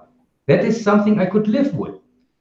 They didn't have to destroy for me the old Vulture with this new evil guy. I like this character, but I don't like to think as him as the Vulture. Yeah, I can see that now, based on what you're saying too, with him relating to the comics. Angus, so what was I going to say? So did you hear about what I said with the Spider-Man and Iron Man thing earlier? Uh, I heard something that sounded kind of similar to, I don't know if you're saying Iron Man should die or not, but it sounds something similar.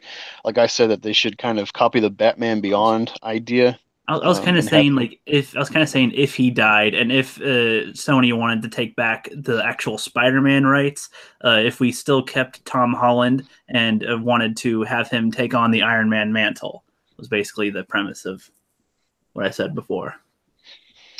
um, yeah. I mean, at worst, if Sony takes back Spider-Man and has to recast him if Holland isn't up for being with Sony or is tired of being the Spider-Man, uh, and he wants like a for sure paycheck, they could definitely rope him in for the long term to be Iron Man to take his place. I like what Lone Wolf was talking about with Spider-Man: Homecoming and Iron Man and stuff. I love the first Iron Man. I think it really talks about some of the implications that a rich person who owns a weapons factory and supplying war. It does what Last Jedi tries to say with like weaponry and stuff and benefiting from it. And it's time appropriate, and I think it's one of the MC movies that'll last a long time because it's sort of a product of the Iraq-Afghanistan war era that I'm a veteran of. It's not pro-war, it's not anti-war. It's kind of like Dark Knight, where it's analyzing a product of a specific time politically and looking at the pros and cons of it and what it produces. Um, but I think Iron Uh, Man, he's not relatable for sure, as opposed to Batman, where you relate to Batman despite his wealth because of the trauma. Um, the biggest problem I think with what they're doing with Spider-Man is they're not keeping him genuine and relatable like in the original movies with Tobey Maguire, where it's like, oh well, yeah, let's make him have organic web shooters because the idea like, well, where's he gonna have the money to make these high tech web shooters? Things that they thought out, realistically.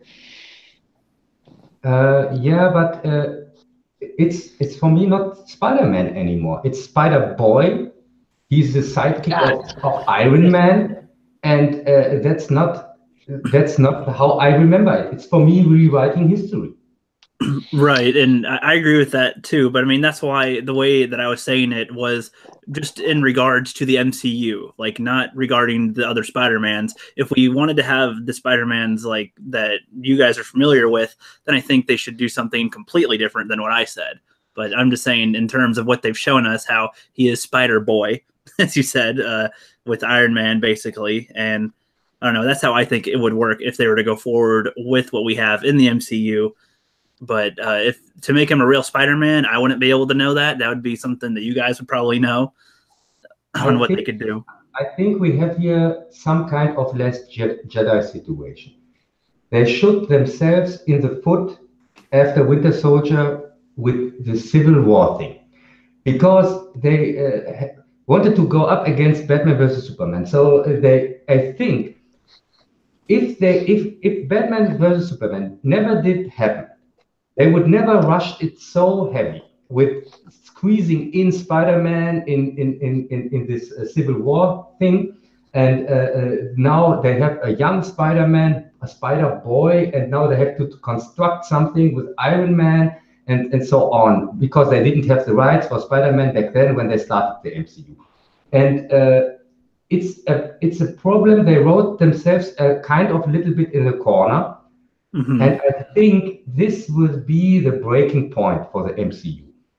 Because this one greedy thing, they wanted to have something against Batman vs Superman, and now it affects the whole outcome. I agree. You have anything to say with that, Angus? No, I definitely agree. Looking back, because there was a lot of excitement. I don't think a lot of people will pay attention to Man of Steel as much as they do now. Looking back after reading a couple Superman comics, I get what they were doing with Man of Steel, although they're still missing that what people like about him with Christopher Reeves and the iconography. But no, Spider Boy I think's on point. They're definitely handicapping him. I think it's a problem with trying to throw him in with like the Civil War thing, where it's like, because isn't Civil War, the original Civil War argument, trying to be like they got like the Soviet accords or whatever accords or governmental discussions at hand with being a superhero and identity, whether you view yourself or not. And Spider-Man's kind of like the wild card that'll help win left or right. I mean, I liked what like Wisecrack did with their philosophy of Civil War, talking about how it's an argument of liberalism in the sense of sovereignty versus realism. I thought that was pretty on point, actually. But no, Spider-Man's really handicapped with the Martians. So that's why they need Iron Man to kind of justify him being in the same league with these guys. Yeah, Yeah, the Civil War story is a kind of final. It's a kind of fun, like this new Avengers, Infinity War. These are kind of final stories. These stories you put in when you close the MCU, not in the middle. It's like Batman vs Superman. You don't kill Superman in the second movie, and you don't make a storyline like Civil War at the middle of the MCU. It doesn't make sense. Yeah, So it sounds like that one should have been way later on. Like that should have been like the 15 or 20-year thing if they still kept their movies going and it was going well. Then you do a Civil War thing that completely breaks it up. But it's an end time story. It's like Infinity War. It's something you close with. It's not something you put in the middle or you begin with. I agree. Hold on, just because you said that, a closed story. Do you guys think that the MCU should either end or take a break after the next Avengers movie? Because I love to think about them continuing, but I want finality, kind of. I want, okay, this is done, and now there's either new stuff later, or like, what do you guys want? Yeah, I want there to be a cost, and that's why things like Infinity War and hopefully whatever they do with the fourth one will still have a cost for the fan base, where it's like, man, someone I cared about had to leave. Like with Return of the Jedi, there's like the cost of like redeeming your father, but it cost him his life to get to that point. That's a great bookend. Even if you continue the universe, that's a great bookend for Skywalker. Right, you leave the door open, but you can close it technically and open it way yeah. later. Yeah, that's kind of what I want. I just want 10-year break or 5-year break, something, so we can go, okay, we're cleansed, and then they can get our interest back again, especially if we're at war, which we probably will be by then, But that would never will never happen. They will make these movies every year, and that's how they earn their money, and that's the problem. Because if they really had balls or an artistic vision, I would have made the Civil War story as really last movie and really close the whole MCU down with it. And I would have announced it earlier. I would have said, we have such an amount of movies we want to make. We make them. And so Civil War would really had a really depth to it, because till then, after 10 years or 15 years or whatever, most of the characters were either retiring or weren't available anymore, so they could make this story. They could really let the heroes fight against each other and kill each other. That wouldn't have. Then they could start from new. That would be a great thing. But so we have this thing. It's like a patient in the hospital that is dying and dying, and it's on this life support or something like that. Yeah, and which is unfortunate too, because I would have rather had them go out in battle rather than just. No, I have a huge echo. Yeah, that's it's because the MCU seemed like it's very well planned, and it's okay for it's a big project. I know that, and Yeah, nobody really believed in it because when I saw back then the new version of Hulk, I liked it. I like the Hulk movie. I don't like the bad guy here. the Abomination. The abomination. Yeah. But it's really the movie itself. I don't hate it. I don't think it's a bad movie. And it's really unfortunate that it didn't make enough to that we get another Hulk movie. Wait, Now, are you talking about the Ang Lee Hulk? I saw that in the cinema. Oh God! No, I talk about the The new one Hulk. with yeah, the one that was in The the one, MCU technically, yes, the one that started the MCU. It became before Iron Man. or that I, came 2 months after Iron Man, I think. or in the same time. Yeah, okay. It was the same Maybe, year, but I think it was later. uh, yeah, yeah, that might be true. But I like the Hulk movie more than the Iron Man movie because I'm a bigger Hulk fan. And so it was nobody really suspected that there will be an MCU and an Avenger movie back then because True. The Hulk bombed, and after Iron Man, I don't think they really thought it could. It was luck. It was more luck than anything with Iron Man. Yeah, well, I think they listened to the audience. The audience was giving positive response and feedback, and they're like, "Well, could we throw this together?" And they're like, "Well, we have the rights right now, and we could sell them off or continue to make the movies." And they're like, "Okay, shoot, we're going for it." Yeah, So, and that shows now. Now it shows really that they didn't have had a plan from the beginning.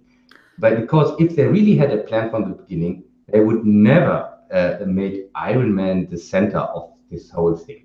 no, and they wouldn't have kept on changing Thanos the whole way through. They kept on making it seem like he's gonna court death, like the Lady Death, and then they make him seem like he is this tyrannic ruler, and then they make him seem like a sympathetic ruler or something.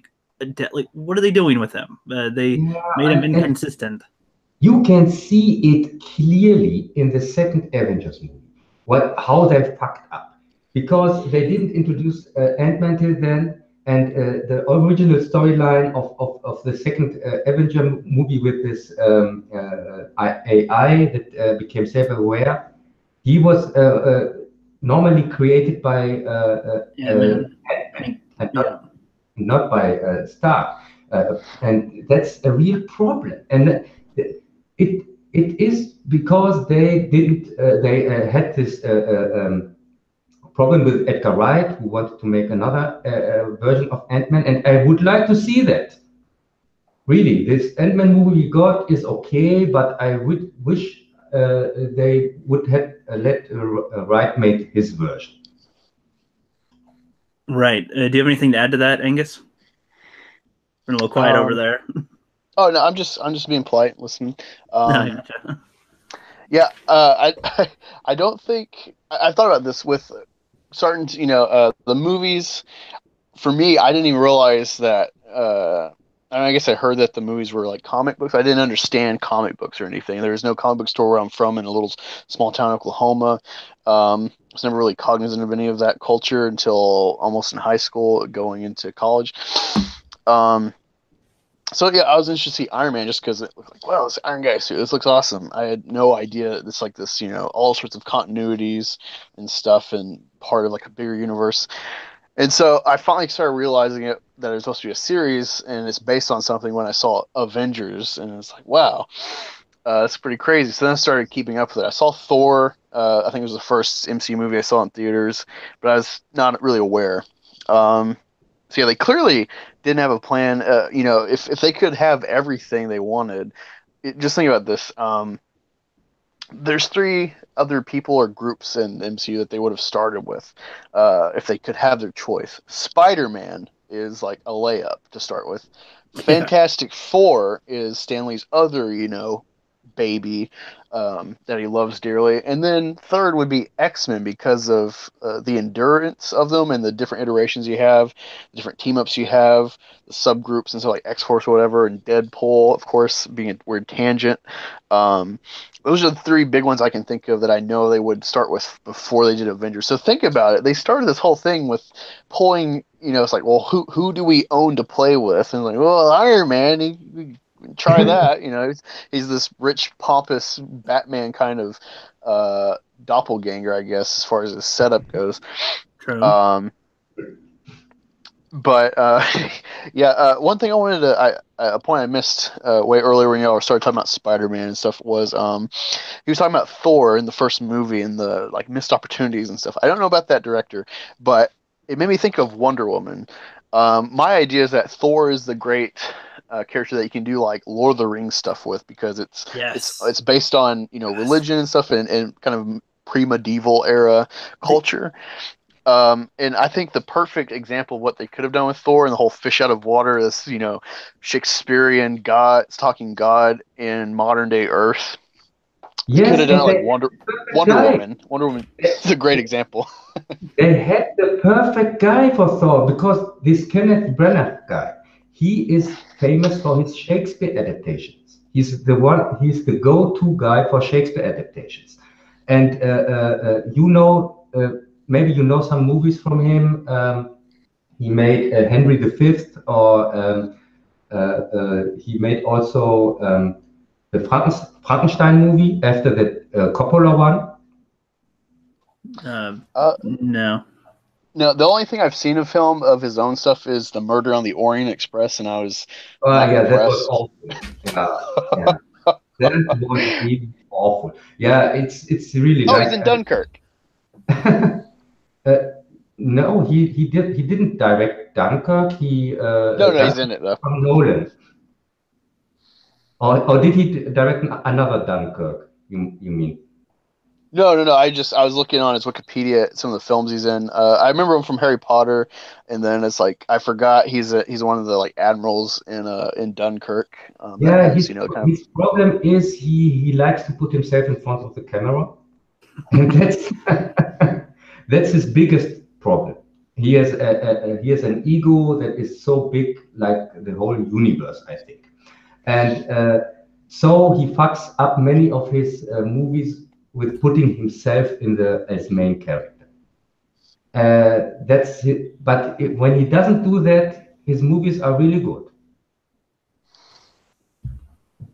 Yep. I gotta check some of those. I should have had a pen right here so I could write some of these things down for I can recommend them, but I'll write them down next time for sure.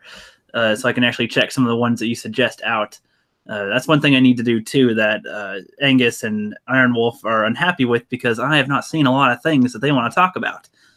And it seems like you've seen a bunch of things too, Lone Wolf. So I need to get my cinema stuff going back. I'm gonna make a video about all these movies I haven't seen because I have so many. I don't call myself without reason lone wolf because I spend my whole time alone in front of the TV.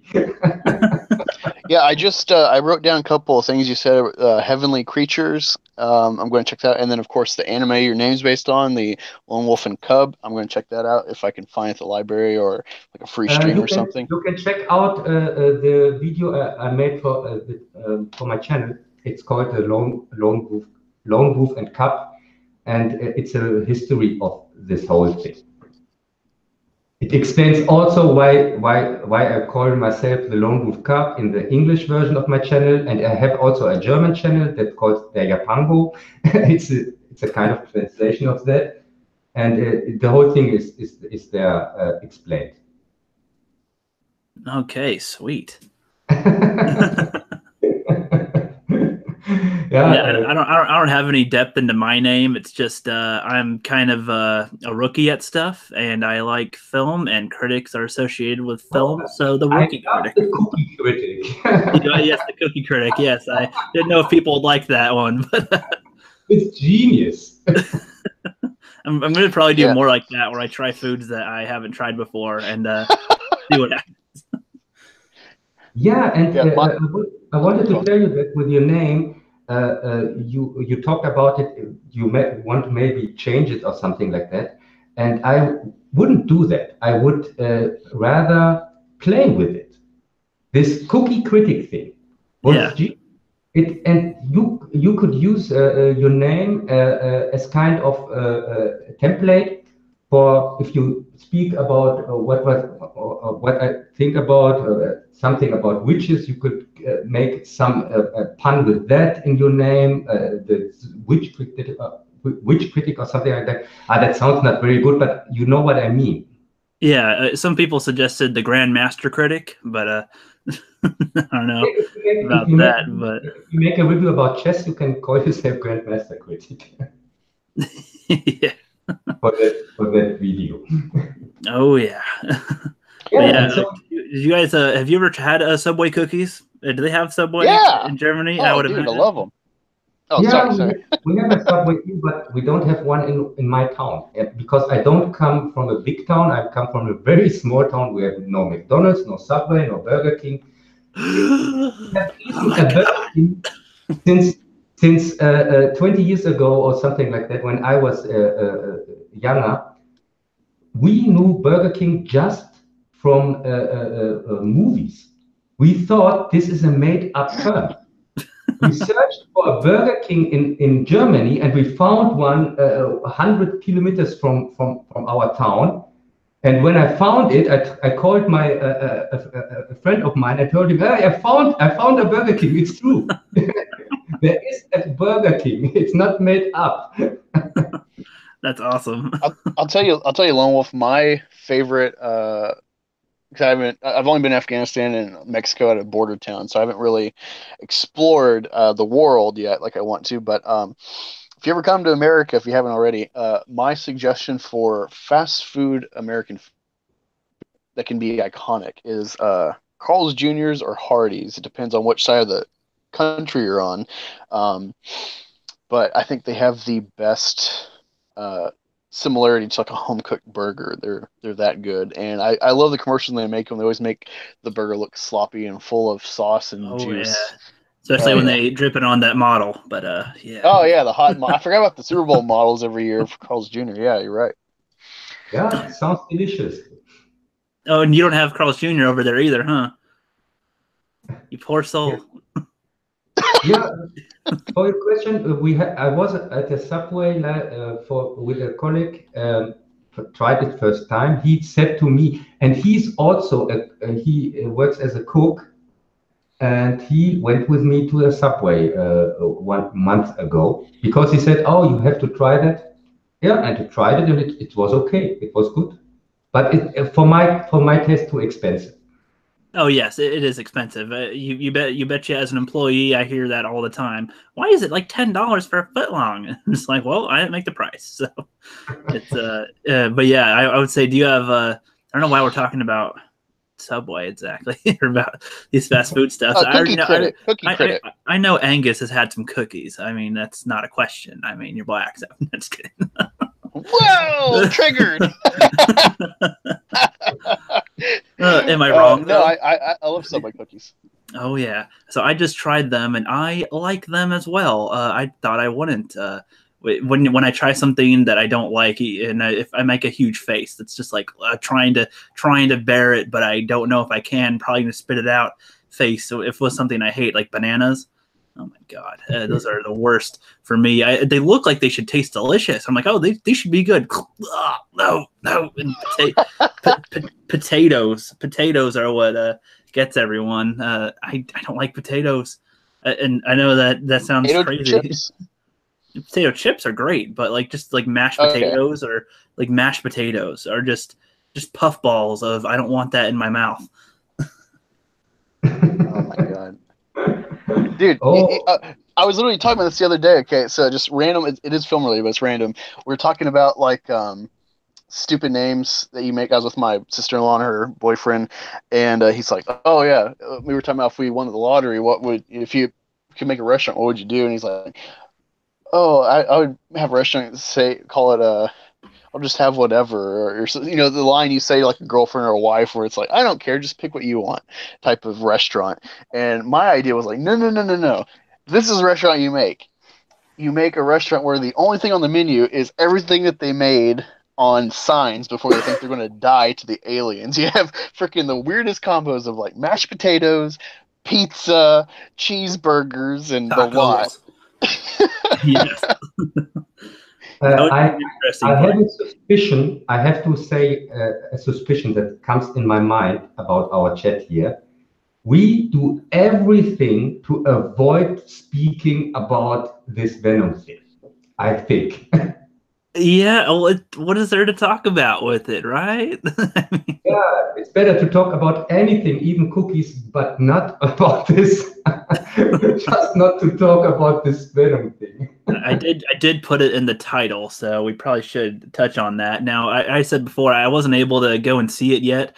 If I do see it, it would probably be next Wednesday. Honestly, I'll have free time over there. But I just didn't see it. But Angus, you saw it too, right? And so did Wolf.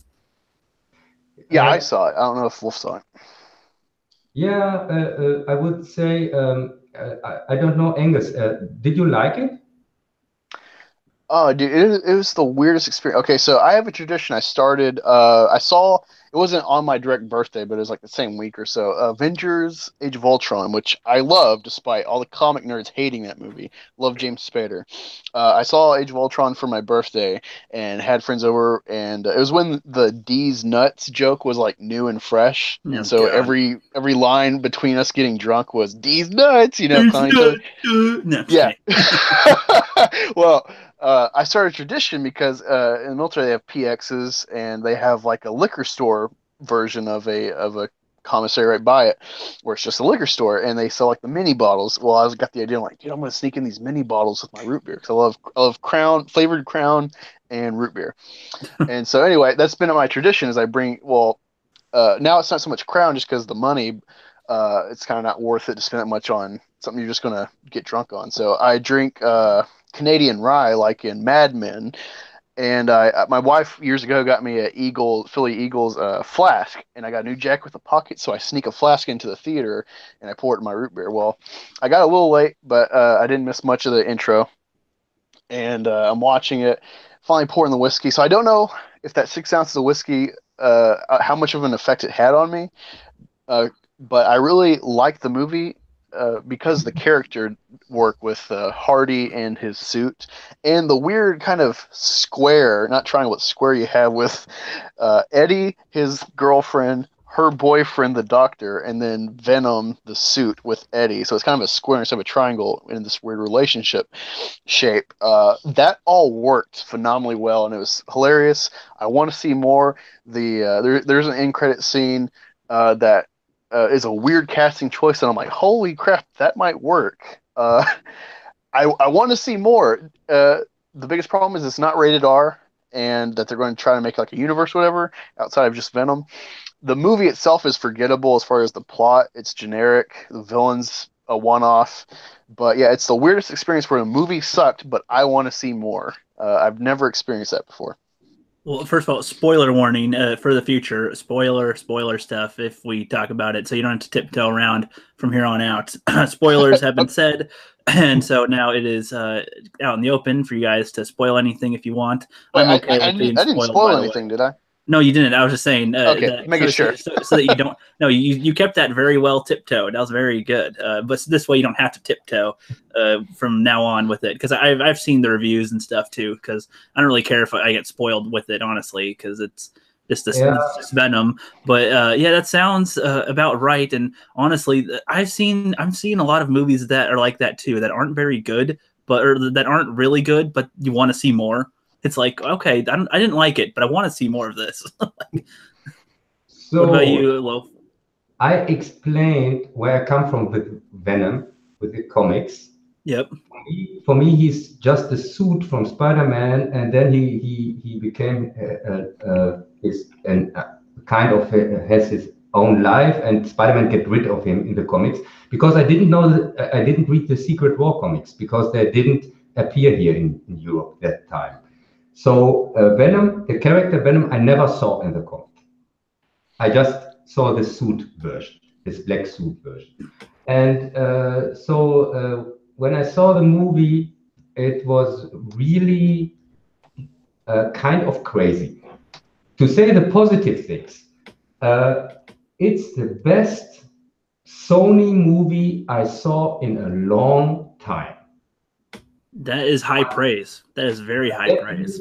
Absolutely nothing. When you see what they shipped out in the last years, I don't want to remember you with these pixel things and Adam Sandler abominations and oh my God, and this Ghostbusters and it's by far the best Sony movie in a long time.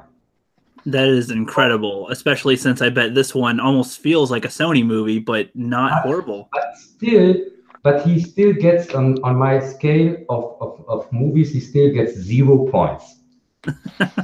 But on entertainment, how is it entertainment wise? So Uh, we have the scale where it's at 0 for the actual movie quality, but for your enjoyment, what was it? yeah, it was a kind of entertaining. I have to give the movie. It was surprisingly entertaining, but I think much of that came from these even worse movies before. And So it's like there's so much crap, and then this was a lesser piece of crap. yes, this was a lesser piece of crap, and it was short. It has so many things going for it. Is it under 2 hours? Yes, it is very short. Oh, It's that's great. Oh, I might see it then. If it's like too long, I don't want to go through it. I like some shorter movies in theaters lately. I don't know why. I used to love if I'm at home watching a movie, I don't care if it's long. When I'm at a theater, though, I kind of do want it to be a little shorter. When it's 2.5 hours every time, it's like, dude, I got the whole day. Like, can we like hurry up? And they usually have a lot of uh, filler. Would you guys say that if you guys could do this differently, who would you have casted for it? the cast for Venom is okay. Yes, this Tom Hardy, he's good in his role, and it's the most entertaining part of the movie. When he and Venom interacts with himself. That's very entertaining. But the whole story is the problem. For me, even if a movie is so entertaining like Venom, because it's fast paced and a kind of fast paced and it's short and the story doesn't make any sense, it's for me still 0 points. But Yeah, to compare it with Ghostbusters or something like that, I would say Ghostbusters is under 0. It doesn't reach even. it's negative. Does more harm than nothing. Yeah, yes. To get to 0 points with Sony, to get to 0 points is something really. It's a big thing. They've been I in the never negatives for so expected. long. Yeah. Yes, I never expected anything good after this Adam Sandler shit they put out and those things. I thought Sony is done. You didn't I, like the Emoji Movie? oh yeah, You didn't like Angry Birds? You didn't there was like also this emoji shit. Oh yeah, now I remember. Yeah.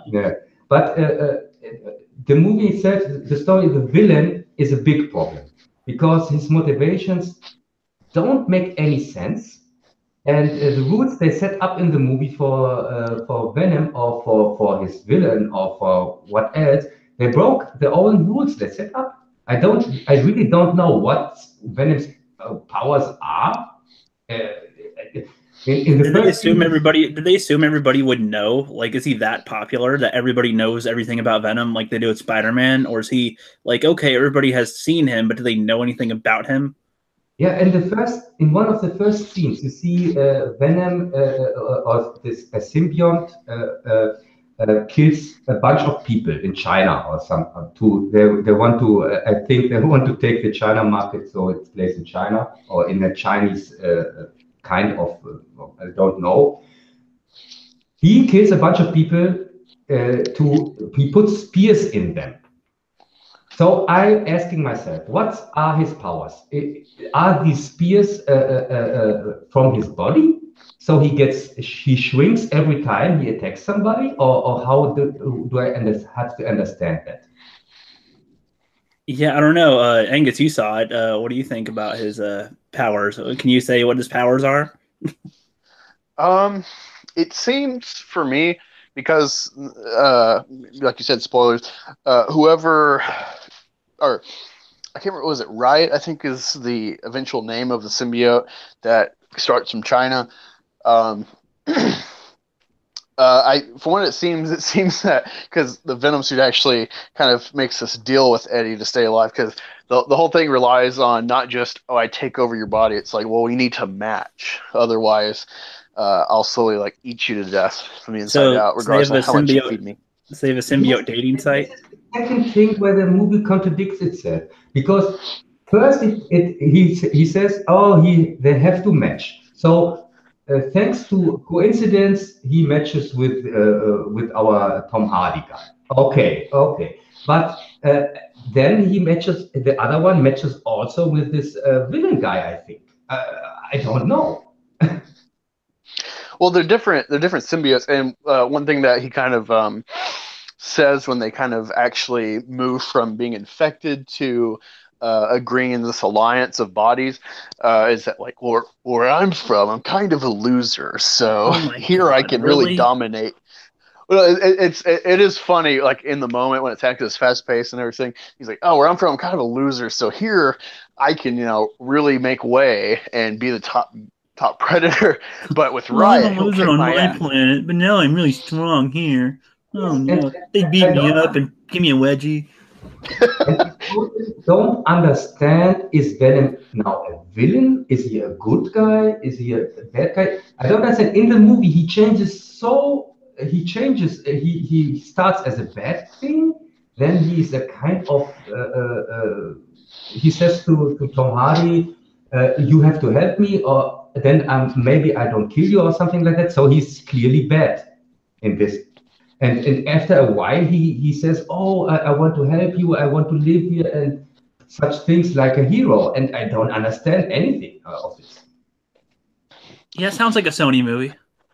Yeah, Yeah, yes. I realize that it doesn't stay firm in like its stance where you can like I think they do that just because they don't know what they're going to do with the Spider Venom verse with Sony I, and Marvel.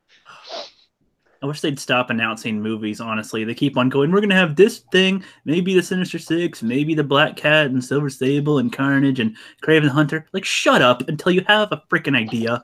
I'm tired of hearing them go, oh, we can do this one. We can do this one. What if we did that? They sound like autistic. I'm sorry. They sound like kids just, shooting ideas on a dartboard. Just, oh, we can do this. What about this? And then they mesh it together and it looks like crap like with painters, all these different paints and just putting it together. Look at our thing, isn't it good, mommy? Oh, sure, we'll put it on the fridge. Great. That's what Sony is right now. I feel. I'll tell you one thing I'm excited. Oh crap! I'm in an echoey room. Hold on. I'll tell you one thing I'm really excited for though. Looking for just something that's obscure is another spoiler. Uh, the Venom suit and Eddie get separated, and that becomes a problem a little bit for the plot. And eventually it meets his girlfriend, and then that's who saves him is Venomized girlfriend. And when they transfer the suit back to Eddie, they do it through a kiss. And I gotta say Okay. that was That was really hot. I'm looking forward to porn parodies of that, or fetishizing of that, because that was hot. I want to see more of that, You are especially looking rated R. forward to the parody? I thought that was the parody. If you think a frog tongue's long enough, well, we got Venom. Or something. Oh, hey, Lone Wolf. Since you are not partial at all to Venom, story or movie wise, what did you like better? This iteration of his own movie or Spider-Man 3? Topher Grace, the pervert one. Which Spider-Man? There are just two Spider-Man. The first one and the Oh, Octopus one. There is no third Spider-Man. He's banished them from his memory. I don't know what you're talking about. yeah, I refuse to own Spider-Man 3. Like, I'll watch it. It's on my Vudu from working at a store, but I don't own it. I only own 1 and 2. I refuse to own that box set of all 3 on HD. Just 1 and 2 for me. Oh, God, see, I can comment a little bit on this because you go. To squeeze Venom in the third Spider-Man movie was one of the biggest mistakes Sony made, because really they put themselves in the grave with this decision, and they had somebody like Raimi who is a dedicated comic fan and a especially dedicated Spider-Man fan, and who knows comic book movies. He made a comic book movie without a comic. He made Darkman. Who? He made one of the first really good comic book movies without even a comic book. He made a movie called Darkman. Haven't heard of that one. And it's really one of the best comic-like movies I've ever seen. Back then, I thought, wow, that the first time somebody made a comic book movie, and I discovered there is no comic book for Darkman. There was none before the movie. Yeah, I haven't seen it, but it's a Liam Neeson movie. So, Noise Tracker just said that on the chat. Thank you, Noise Tracker. Yeah, I haven't seen it, but because Raimi did Spider-Man, I want to give him a chance on the rest of his catalog. I've tried to watch Evil Dead though, and I'm one of the weird minority. Apparently, I freaking hate Evil Dead. Just to clear that up for the future reference. That's fine. They're likable but hated. They're likably hateable. They're like you could like it, but you could also hate it. I kind of liked some aspects of that, but I was gonna say too. Did you guys ever watch a What Culture channel? It's called What Culture. What Culture? They have one of the guys on there. They only have like a few videos like this where they talk about how they would have done a movie, and their idea was, and if they wanted to have Venom in it, and they wanted to have the Hobgoblin plot with whatever his best friend's name is, I kind of forget. What's Franco's character in the Raimis? Hobgoblin. Yeah, but what's his name? Like Olsen? What was his friend? His friend blank Harry Osborn. Harry, yeah. Like to have Harry, instead of being the Hobgoblin, if the symbiote latched onto him, and then still have Sandman in it, and Venom would be, the Harry attached to Harry, instead of having him be a whole nother villain and have Topher Grace go, I'm gonna boink your girlfriend, if you know what I mean, or whatever type of crap he's doing. But would that have been a better story if Harry had the Venom suit, and that would kind of explain more of his fueled anger for Peter, maybe, because they both hate Spider-Man? A better story would have been if they had just 1 or 2 villains, and it would be better if they had old villains from the 80s era, like Raimi wanted to make. He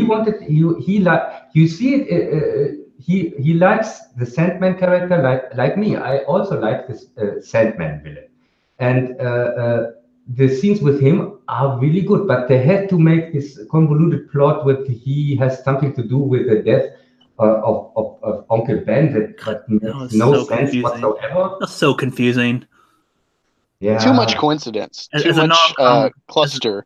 as a non-comic book reader, I was so confused on what was going on in Spider-Man 3. I was kind of up to date, it was understood enough in 1 and 2, and then they're like, oh, we have this other guy who's a photographer, and then a symbiote thing falls, and then there's a sand guy, and then I'm just like, and then Harry goes evil. I'm like, what the hell is going on?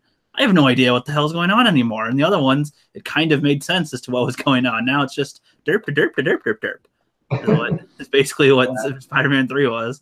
The only other version of Venom I've seen is in the PS1 Spider-Man game. You guys ever played that?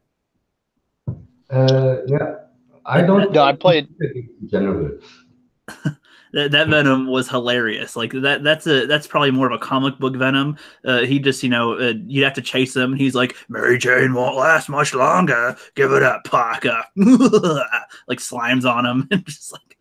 I don't know. He seemed like a silly villain in that, but he was also like an anti-hero, and that would have been a good like guest villain or anti-villain in a Spider-Man film, not the full-on antagonist. Like that's what I'm saying. I don't know if is he a good full-on antagonist or a good temporary antagonist or anti-hero. Since you guys are the Venom experts. I'm not a Venom expert. Angus. Let's ask Angus about that. He's more expert on Venom than me. Oh, I don't know. I know the similarities with like McFarlane and stuff, and he's kind of a credit for Venom, even though I watched some stuff for the backstory about him and his creation, the black suit idea. Yeah, I never played PS1 game. I played a little bit of Ultimate Spider-Man on PS2, and I liked Venom and the ability to play as him. That's really all I have to say about it. Like Venom is because earlier Lone Wolf actually pointed out that he's so overpowered and that ruins Spider-Man for him. Yeah, I think with that, it's okay to have a villain that's overpowered because it's just you're so concerned for your hero. Like, how's he going to pull this one out of his ass? To overcome the adversity, yeah. Yeah, like like we're interested in Thanos because he's a god in this universe. Like, how are they going to beat him? Marvel, Captain Marvel, of course. Oh yeah. That and the times, I'm sure. Like they have loopholes, but you're still interested because he's so much larger than life. And Venom, I think, is meant to be a villain. The idea of making him an anti-hero, kind of being good guy, bad guy. Yeah, being ambivalent with him, indifferent with his goodness or badness, that could be interesting. But I think it would only really work if you did like adult kind of like Logan stories. When y'all were asking when you asked who would you cast if not Tom Hardy, I was looking through my movie collection because I don't remember actors per se once I think of their movies. And there's a movie you need to watch. It's new too. It's called Nightcrawler. If you haven't seen it, with Jake Gyllenhaal. He put on a lot of weight for Southpaw, like muscle-wise, so he could do Venom. He could be a muscly guy, even though he's kind of more known to be a scrawny or just a normal-looking guy. But he has the intensity and the range that he could do Venom. He could play two characters in the same movie. So that would be my choice for a alternate casting of Venom if they kept it rated R and actually went a horror route like they could have done with the Sony Venom. Yeah, I saw a Nightcrawler, and I'm not a big fan of the movie, but I'm a big fan of Gyllenhaal. He's a very, very good actor, and he's clearly the best part of the movie. But the story, in my case, it's always the script. It's the script, the story, the characters. When they aren't believable, I can't enjoy a movie really. It's for me hard to enjoy a movie when the script has plot holes over and over it, and the characters are not believable. And this Nightcrawler movie was good. It was a good movie, but as I said, the motivations and the characters weren't really well written. There are too many coincidences. This guy who becomes has success with his work, and then he begins to stage some things to get better pictures and so on. And then now he has this female from this station. He has something to do with her, and now he can tell her something and so on. That doesn't make any sense. It's too rushed. His story is too rushed in Nightcrawler. But The movie has a very good atmosphere. I give it that. And Gyllenhaal is really good. Oh, I'll have to put Nightcrawler on my list too. strangely, strangely So, though, Lone Wolf, with with the idea of Nightcrawler, I didn't even think about this, but Riz Ahmed, the villain in Venom, is his sidekick in Nightcrawler. So that'd be funny if they like cast both of them in Venom and had them like meet in different circumstances as characters. You could do like little in jokes like Gareth Edwards directed Monsters as his first feature film, and in that weird cave with Saw Gerrera, they put little Easter eggs of the monsters as designs in the Star Wars universe. So that'd be funny, just weird uh, film knowledge. and don't let us talk about Gareth Edwards because we have a sad thing to talk about this time. Let us keep Yes. the other sad things for another time. Okay, okay, Yes, sorry. we'll pile them up for later for sure. One rant at a time, okay? Yes. All right. So I think that we've covered Spider-Man and Venom pretty well. Wouldn't you guys say? Yeah, yeah, I think so. Or was Yeah. there anything else you guys wanted to add? I honestly have nothing more I can think of with Spider-Man coming out. Um, no, they've uh, especially with like the what I think is the hallmark representation with the Maguire Spider-Man 1 and 2. And even with the Amazing Spider, some of the setup wasn't bad for the character himself. They've really rushed Spider-Man and ruined him. That's about all I can think of with Spider-Man right now since we covered everything. Okay, well, hold on. Okay, no, here's this. So since I, being the naive one who have not read the comics, and I think that the MCU Spider-Man isn't horrible. I do think there's lots of things that they could have done better, and a lot of things they did that was dumb. But I think that it works well enough within the MCU. If you guys were to introduce Spider-Man into the MCU, one, who might you cast? Two, what involvement would they have with the story? What would they be doing? Just saying another idea too that somebody else threw out. I think it was Movie Bob. He doesn't make the best videos, but he made a good Spider-Man one where he said he would have had the Tobey Maguire Spider-Man be in the MCU. He would just like had him be retired, and then Stark comes and gets him back, and then he gets killed or something. Just throwing an idea out there too, so you guys can think and pester with it. So, how would you guys do with Spider-Man into the MCU if you could have done it your way? Yeah, I saw the take from Movie Bob on Spider-Man, and it was interesting, really. You can clearly see that this guy has a passion for comic, and he knows his stuff. I don't not always agree with him, but in this case, yeah, he was right. It's an idea. It would subvert expectations. That's Yes. key. All right. Sorry. You want me to go now? Yeah. Like I said, Um, I said all that I could say about Spider-Man. I don't know what else okay. to say. Okay, I'll just this is off the top of my head an outlandish idea for Spider-Man in the MCU. All right, because Spider-Man's a wisecrack and stuff. People really want him with Deadpool because of their humor. Relates really well back and forth the banter. I'll tell you what I would do. Just wild, crazy guy I am. I would cast. I was just originally. I was looking at my film collection, looking at movies, thinking of the actors. Like, who would I pick? I looked at Looper, thought of Joseph Gordon-Levitt because he never got to be Robin in the Batman saga. Full. He never got to be like the actual Robin or the new Darkwing or not Darkwing, Nightwing. Nightwing or Batman. At the very end, Um, they said his name was Robin. no, yeah, yeah, but he never got to I know. be I like was kidding. costume superhero. Pulling your leg. Um, because they made you think there's going to be a fourth one with like Bruce Wayne Sonny. retired. Uh, here's that was my original thought just looking through my film collection, but here is my most outlandish idea I can think of besides like casting a transgender or something. Um, Tom Cruise, I would have him introduce the MCU. He's already established, but he's just a New York guy, and he's just wearing a suit and he has spider powers, so he's kept local in the story. But now it's kind of like all hands on deck for whatever reason. Maybe Stark will work with him, and you have him like if Tom Cruise, having the current age he is, don't screw with his looks or anything.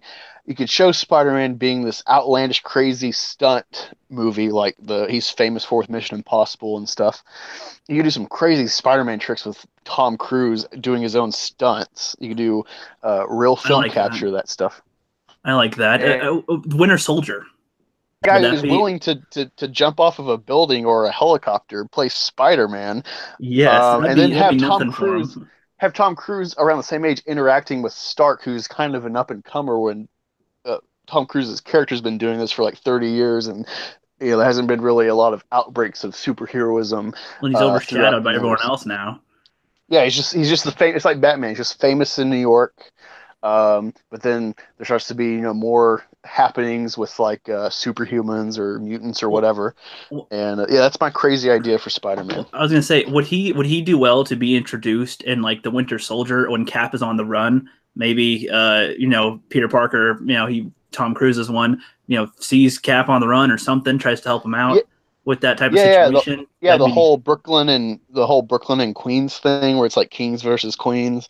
You can do yeah. some play on that, where it's like, oh, you got to come to my neck of the neighborhood and hide out because you can't hide in. Was it Captain America's from Brooklyn, right? I have no idea. Yeah, because they show Queens in Civil War. It's like Queens. Here's Spider-Man. Right. Yeah, so have him have to leave because obvious he's going to be in Brooklyn. So like, oh, let's put him in Queens, and a place they never look for him. It's like Yankees Mets or something. Yeah, I saw the last Mission Impossible movie from Tom Cruise. I mean, the one where he plays the mummy. Oh yes, the best mummy of all time. No. The best Mission Impossible. Yes. Oh, the Mission Impossible. Oh right. Yeah, I've Yeah, heard that yeah, one was really good. yeah. It was Mission Impossible part 16 or something like that. And this time he plays the mummy. Yeah, I like that choice. Yeah, that would have What been about good. what about you? Do you have like some outlandish casting idea? Me or Lone Wolf? Uh, Wait, didn't Wolf have one? Or sorry, I got mixed He's up on there. That's okay. With me for casting, yeah, I don't know. See, like I said, I don't know the actual core of Spider-Man. For all I know, Tom Holland is a pretty good one, but I got to admit, I would like to see an older one. I would like to see an older one because in the films, he's only been a teenager-ish of age, and I'm curious to see what an older aged Spider-Man who's already been through so much crap, which they seem to do a lot these days with other characters, but not Spider-Man.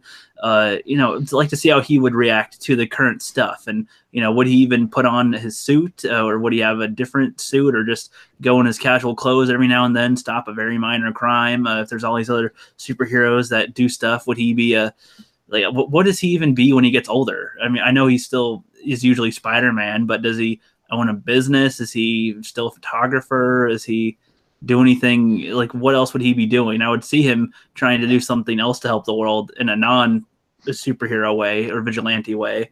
And then maybe he needs to do that again, but I don't know what it would be. Like maybe he'd be a good tie-in if they were going to bring in the Fantastic Four, like have a Spider-Man, Fantastic Four combo movie intro into the MCU or something, or have Agents of Shield come in with this. I don't know, to kind of intertwine a show and a movie for once.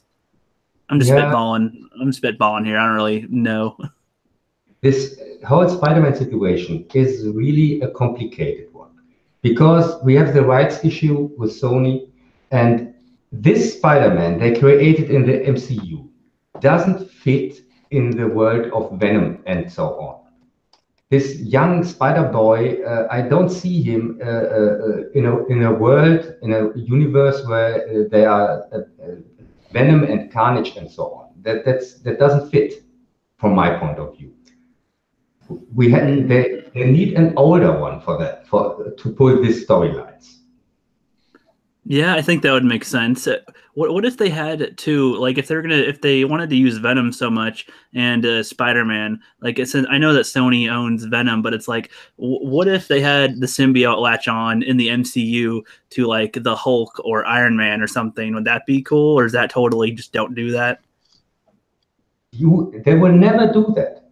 I I don't. know, but I'm not saying that they would do that. But would that be something you guys would want to see? Do you think that that could be cool or Uh, not?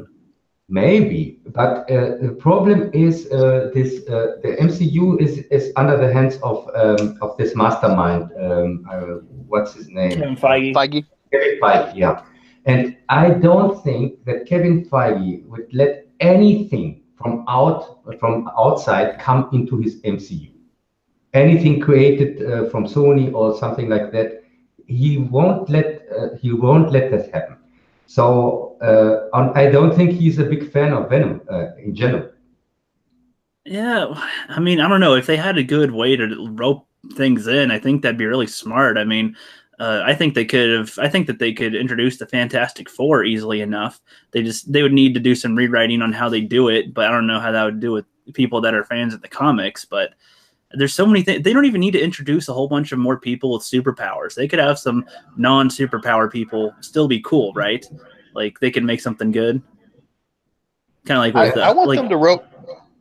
here I you want them go. to rope Daredevil into the Avengers That'd be interesting. Did you watch the because Daredevil he's stuff that not that Marvel? OP. Yeah, sorry. He's not that OP. He's not like the Hulk or Thor or something where it's like cosmic levels of power. He's just he's got enhanced kind of like bat abilities or something. He's got sonar, A but karate guy. he's got normal human strength and abilities, and can be beaten. He gets the shit kicked out of him in the show all the time. That is kind of why I like him, honestly, because he gets his ass kicked. And he could also try the villain in a court of law. True. The next day, Lone Wolf. Do you have Netflix in Germany? Yes, we have Netflix, but I don't watch TV. Netflix also, I don't watch Netflix. But some things, some series I know from Netflix. So, did you watch the Daredevil Netflix series? Yes, and I like it. Daredevil is the only series I like from this whole bunch of Jessica Jones Yeah, and let's call that the TV Marvel verse or something. The Daredevil verse. yeah, they had a crossover altogether as also a troop like Avengers. What did they call themselves? These four The heroes, def, the Defender or Defenders. Yeah, yeah, yeah. you know, Defenders. Yeah. No, I watched the Daredevil the first season. It was very good. The second one was not so good, but I like the Punisher in that. But the Punisher in his own series, I couldn't stand. No, It's same here. He's not a good main character for a protagonist. No, yeah, not at all. and they put him somebody on his side. I don't understand that. In the comic, he don't have somebody who tells him what he has to do. There is no sidekick or anything. In the old comic, there wasn't any sidekick. I don't know if in the new ones there is somebody who tells him what to do, but the Punisher is a Probably. loner. Probably, but no, I agree with you. I thought that what they were going to do with the Punisher was have him be and every now and then he'll pop into one of the shows, just every now and then, because he's not. You can't have a full story with him and have people really be invested. His story, even though it's only 8 episodes, was long to get through. It felt like it was like, okay, you're just doing okay. Just I don't know. There Yeah, wasn't as much investment like with Daredevil. we got his origins after we got him. We got him in Daredevil. He was introduced, and we knew who he was. Yeah, So we got a second backstory in this first Punisher season. I didn't understand it at all yeah, because he was established. yeah, exactly. I thought if anything, he'd just come in and either help out sometimes or whatever when somebody's in town, and I think that's all he's good for. He's a dude with guns who wants to kill people. You can't really have a full show around him and have people really be invested. So Yeah, does this season? I don't have understand that. Does this season plays before Daredevil season two, or why does he get a new origin, another origin story? I yeah. don't The know. for me, the problem with Punisher is the way his story's set up with like losing his family is kind of the key hallmark event that inspires him in this life of like vigilante justice and death dealing vigilante justice, the real divide between him and Daredevil. Um, for some reason, it's very similar actually to Batman's origin, where it's like tried and true. He's always got to lose his parents to inspire him, this lifelong grudge or brooding. But for some reason, it works for Batman. It does not work for Punisher. It's like, oh my god, just Yeah, they're like the opposite when it comes get to it, that. One kills get a all the new. time, the other one doesn't kill at all. Yeah, but their origin, their kind of inspiration is very similar with like Yeah, a their family tragedy, loss of and family turns them to be vigilantes. Yeah, and yeah, for me, and this oh, go destroyed on, a sorry. little bit the character of Punisher. The Punisher is normally he's this guy who is like a judge. He don't he don't prefers anybody, or he says if you are evil, you have to die. That's Yeah, his that's his rule. But to give him something personal, to go after the people who killed his family and so on, that lessens the character. Because before that, he didn't really know who exactly killed his family. He said, I killed all the bad guys. That's it. I don't go especially after one person or some persons, and after that, okay, he had his revenge. So why going on? yeah, Yeah, I think. Sorry, Jeff. I think Punisher. I didn't really think about that as him being like this judge, as his like overarching theme throughout the comics. But I think that lends itself where it's like he's better as a Grim Reaper as opposed to someone seeking personal vengeance.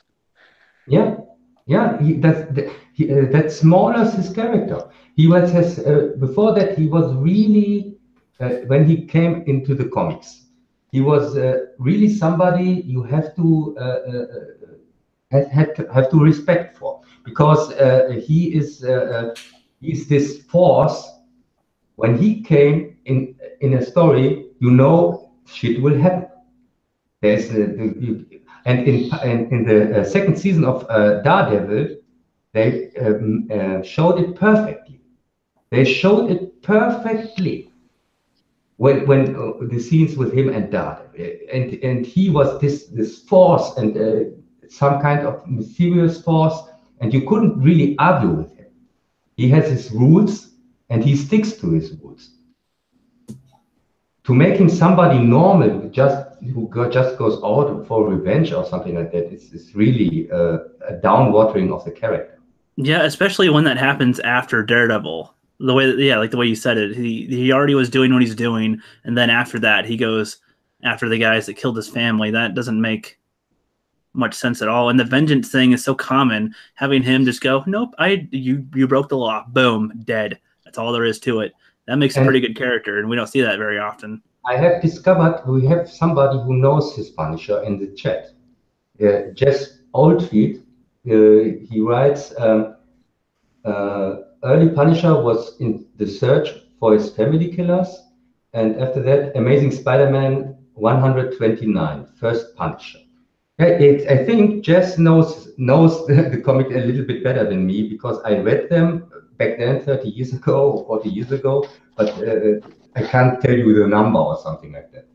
Yeah. Well, and speaking of that, I want to get Jez Oldfield on here at one of these points, but he needs to get a microphone or something, and then he can actually give us some of his comic knowledge into this, because yeah, it seems like you guys have some good knowledge with it, but this guy has been commenting on everything we've been talking about, giving specifics to it, so he knows his stuff. Yeah, I really appreciate his input. I don't know. It's Yeah. just it's helping me engage more with the channel and stuff. I'm like, oh yeah, man, I can talk about this to rebut off of him. Exactly. Well, in this way, we're not stammering trying to figure out what the hell we're talking about. We can just go, okay, it just knows. Okay, cool. Oh, Jeff, there was one thing that y'all kind of brought up that I was interested in. So, what are y'all's thoughts, respectively, on not the Fan Stick 4 or whatever, the Fan 4 Stick movie that Trank did, but the original Fantastic two from Four. the 2000s? What are y'all's thoughts on the Fantastic Four, those movies? What are y'all's thoughts? All right. I kind of liked those in a way. I mean, back when I was younger, I definitely liked them, especially because Jessica Alba was in them, which was, a big seller for it. I thought they were kind of funny. I thought that No, they had, that doesn't make any sense. Jessica Alba was in there to get women in the seats. of course, but they instead got Oh me. yeah. So, oops, guess they marketed wrong. Yeah, I mean, I haven't watched it in a while to be able to give it like an actual review type of thing, but I thought it was corny bad, but entertaining good. Same with the second one. I mean, the second one I thought was going to be more serious, but it just seemed more pathetic and really just, product placement type of thing. And just the Galactus seemed like a big cloud. And I'm just like, okay, is it just how does he take orders from a cloud? Or is he supposed to be in the cloud? Or what the hell? And then the Silver Surfer can just kind of beat him just by going up there. And because he was told by Jessica Alba to do it. I don't know. There's some good parts and bad parts. That's all I can say with those ones. But leagues, miles, light years better than the Fan 4 stick. Oh yeah, yeah. One rant at a time. Fantastic Four is really a tragic story. The whole thing. That the Roger Corman one is one of the better ones. Is really a shame, I think. And these new ones back then, I saw the first one. I thought it was entertaining, but back then they fucked up Doom, best villain ever. Yeah, I would not have gotten that impressions based on the Fantastic Four. I thought he was one of the worst villains ever.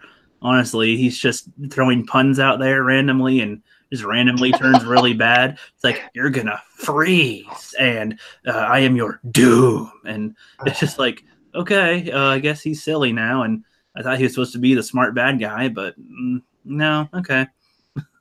Yeah, I see Fantastic Four, especially thinking about Doom. Um, I don't know about the comics myself. I'm always trying to learn more because the movies inspire my endeavors into the actual books and stuff, the source material. I remember watching the Fantastic Four movies when they came out early 2000s, and I recently watched them like within like 6 months ago. And I watched with my wife, and she's like, "This is so awful." But I watched it, and I'm like, "Yeah, this is corny." Really try to make these jokes with like the stretchy guy, Mr. Fantastic, because his power is to stretch and it's kind of corny look, in modern 2000s at the time, and they try really hard with some of these awful jokes with like physical comedy where it's like, oh, I can't put my luggage in the compartment, and then he uses his stretch power to steal someone else's spot across the plane. And it's like, oh, this is cringeworthy. But Yes. I really liked the emotion. Being aware of film and emotion and acting and stuff and character development. I really liked how they developed what I think Stan Lee meant in the comics. I don't know, but I assume that their powers reflect their personalities, and the idea that like Sue Storm feels invisible to people, that people look past her or through her because of her brother takes the spotlight all the time and stuff, even though she's more established and the rock guy and stuff. Mr. Fantastic, where Feeling it's kind of like hard. Flash, where Flash is the paradox of he's the fastest man, but he's always late for stuff. The kind of funny play where it's like, oh, you're always reaching for a stretch on something, Mr. Fantastic, and that's his power. Oink Uh, oink. I I thought that was kind of clever. I think they got the characters right for the heroes. I don't know about Doom. I did play the Lego superheroes, not Avengers, but the superheroes game, and I really liked the involvement of Doom and Fantastic Four in that. So, um, yeah, it's kind of as opposed to other people that want to shit on it because it's like, haha, they're early in comic history and they're dorky. I actually embrace the Fantastic Four movies. Yeah, Yeah, they are. we have here in the chat a mentioning of something about the Punisher from the Noise Tracker, and I know he knows all the Punisher movies, and it was really that the very old one with uh, um, Yeah, the one in uh, the 70s or 80s. in the 80s that came out with Batman, the Dolph Lundgren one. Yeah, the really, That really bad one. Just kidding. Yeah, but back then we really liked this movie Okay. because when it came out, it was cut like hell in Germany. And with cut like hell, I mean they cut whole 5 minutes and so on. And it was really cut down.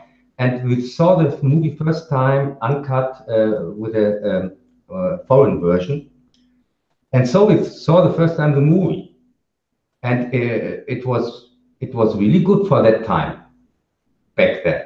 But it's true. It's not a good movie in particular. But it's for me. It was the best Punisher till the Daredevil one. Oh wow. Yeah, I haven't actually watched that one all the way. I think I've watched the other Punisher one, and then I didn't really watch all of Warzone. So yeah, my knowledge on Punisher, other than the show and with the one movie, isn't that vast. But yeah, no, that's cool. I guess for the old one, for the time, I've seen glimpses of it. Yeah, for the time it was really not that bad. It was unfortunately it hadn't hasn't pulled enough back to make a series out of it, because it was R-rated in the time when it came out, and comic book adaptations in general weren't very successful. Batman was back then really a phenomenon, because it was a long time till a comic book adaptation got such uh, was such a big hit. Yeah, well, plus I think the DC comic ones were a bigger hit than any of the Marvel ones, right? Because Marvel only had a couple of films out by the time that Punisher one came out, right? Yeah, it was Marvel didn't have any success with anything. And they only had like 5 movies. They had, like Howard the Duck, Captain America, and a couple other ones. I Oh think I my don't remember. God, yeah. And the one was worse than the other. Marvel was back then, Marvel was the same like today, DC. If you see the Marvel logo, you run away. It was so awful. And so the Punisher was one of the best adaptations, because it was the first Marvel movie that really was a kind of a really good comic book, uh, compared to the other shit before. Yeah, definitely. Yeah, when you set the expectation bar so low, really, I was so astonished about the movie. Turned out be so entertaining. But nowadays, this new Punisher, really from Daredevil, the one is really for me the best Punisher. Okay. Well, and back then they probably took their characters a little more. They had a little more fun with their characters rather than just brooding the entire time, huh? Like that one, Uh, they probably had fun with the lines, like suck this motherfucker, and then something I imagine would be how they talked back then. Yeah, but the Punisher, Lundgren, it was really, he's also a guy who is always at the right place, but in the wrong time. His Punisher today, when he would had today come out, he would be had a big success. Also with his Master of Universe, or other projects from him. He has just the worst timing ever. Oh yes. Well, with that, let's try to wrap this up here. So, like another 15 minutes. We've been going on for 3 hours, which is great. Oh We've just wow. been flowing nice, and time's been flying by. And I thank everybody in the chat for sticking around. But yeah, any final topics you guys want to talk about with anything we talked about, or anything else you just wanted to bring up? Oh well, just off the top of my head, I went to a comic store because I'm starting to collect the comic series Tarot, the Witch of the Black Rose.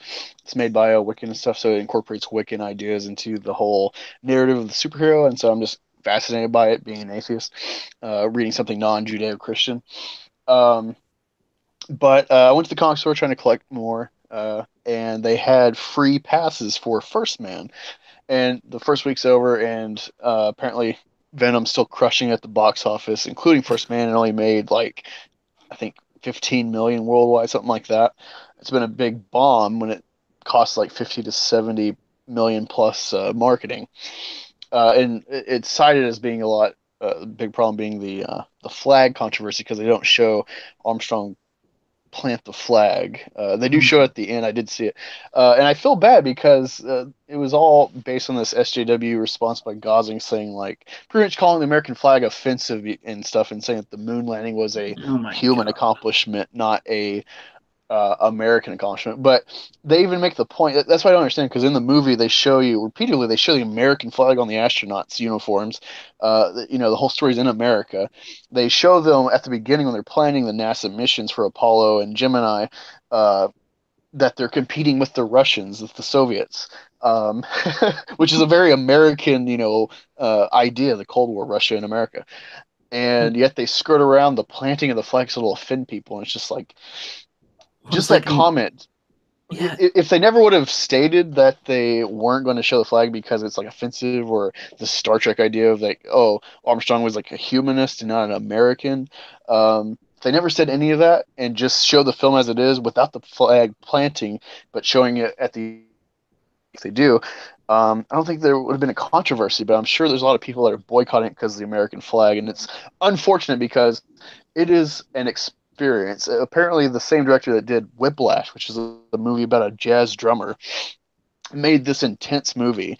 The flight scenes, I think, if they do Top Gun 2 or any flight movies, they need to get this guy or his cinematographer to do those flight scenes because they were intense. If I saw an IMAX, I probably would have thrown up in the space sequence. So yeah, I just think it's really unfortunate that this movie is bombing because of comments like that that are giving it bad press. well, it's like so okay, so because America in history did get to the moon, it's offensive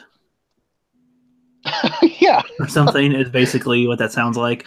I don't know how this type of news or anything goes in Germany, but it's like we I don't know why this type of thing is offensive now, like everywhere. The history basically can be offensive. It's just like why show it wrong? It's what would it do? Is it going to make somebody cry because they planted the flag on the moon? Like I really? can tell you, I personally have no problem with any flags in movies. I'm not a fan of flags in any form, but in the case, let's take the case of Superman, the first Superman movie. In Okay. the last scene, he flies with his flag, American flag. He flies around, and for me, I saw the movie back then in the 80s in the television. And even as a child, for me, I had no problem with it because I know that Superman is an American property. And so it's okay. So why not showing the flag? And also with the moon landing, when America says, "Oh, we faked the moon landing, or we landed on the moon, so this is our flag," then it's okay. It's nothing wrong with that. Yeah, and it's not like we're stating that America owns the moon. I mean, we could say that now. I have a huge echo here. But we could say that now it's for everybody, as to where before it was for America, but now it is for everybody.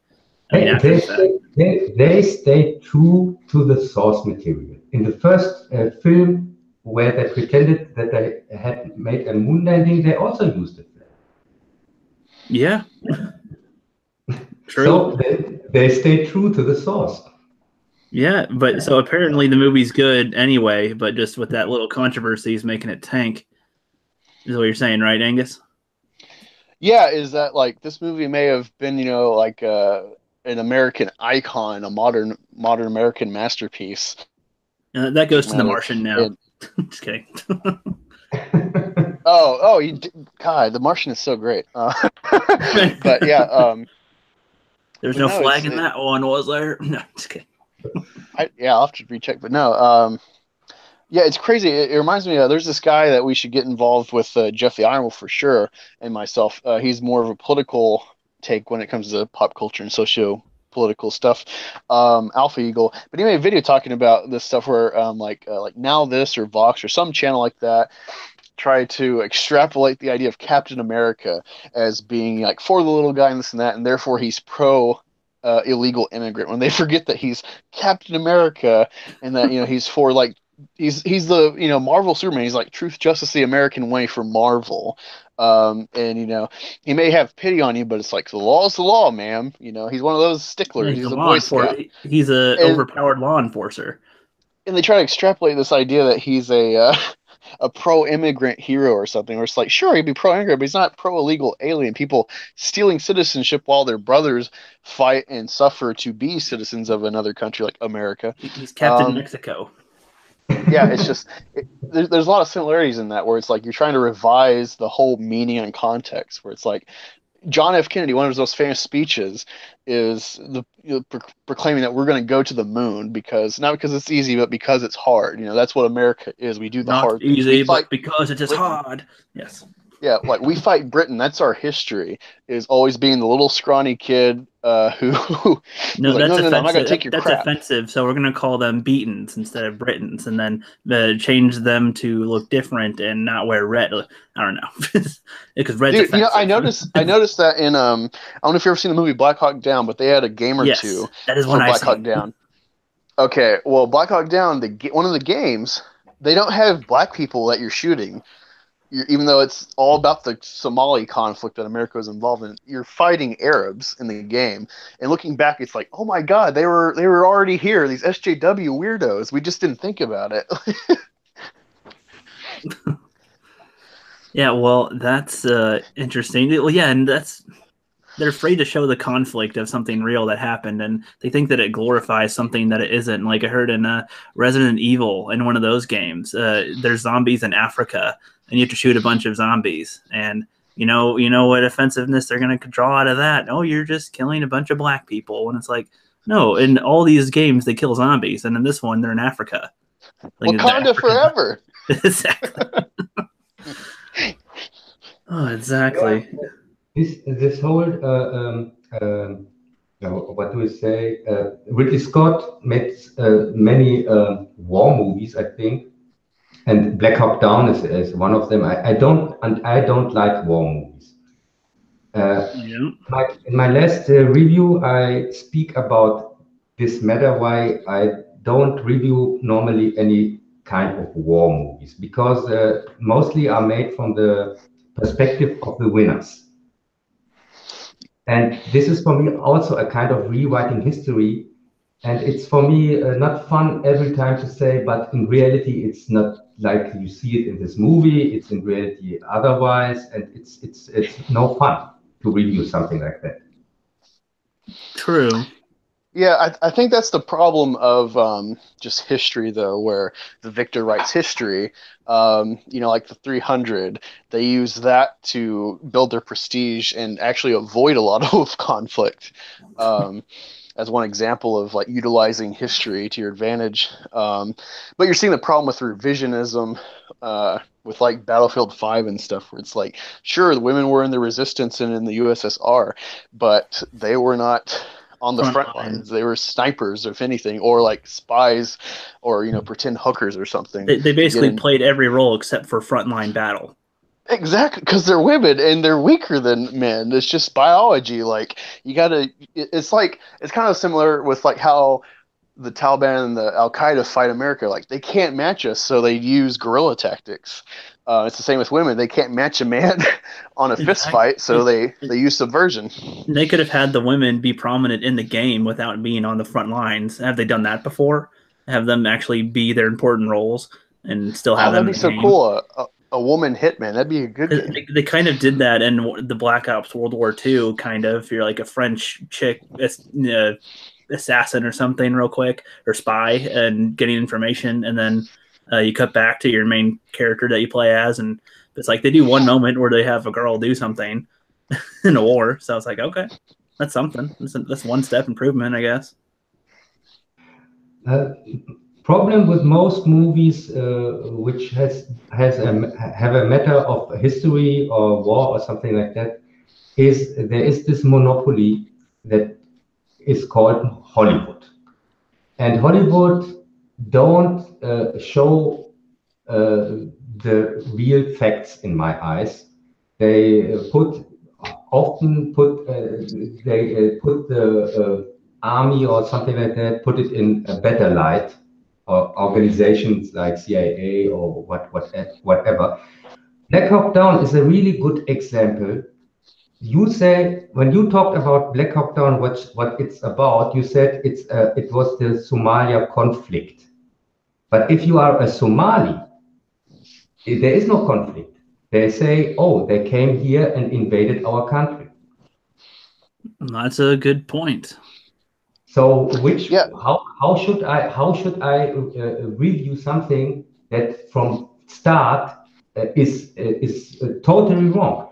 But nobody can tell me that some soldiers have to leave their country and defend their country in another country. Those people are called invaders or terrorists normally. Yeah, I agree. As a veteran of the Afghan war, I have a lot of questions about. It's in Germany the same. German soldiers are in other countries and they protect German borders in Africa. That doesn't make any sense.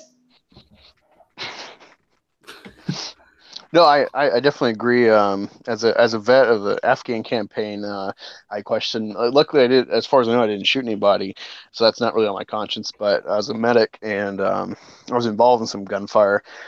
And I think about like the implications of sustaining a force that's invading people that have no idea about 9/11, which is the whole like selling point of the conflict to America to keep paying their taxes and stuff for military ventures. Like, remember 9/11? It's like the Alamo, you know. It's our calling cry.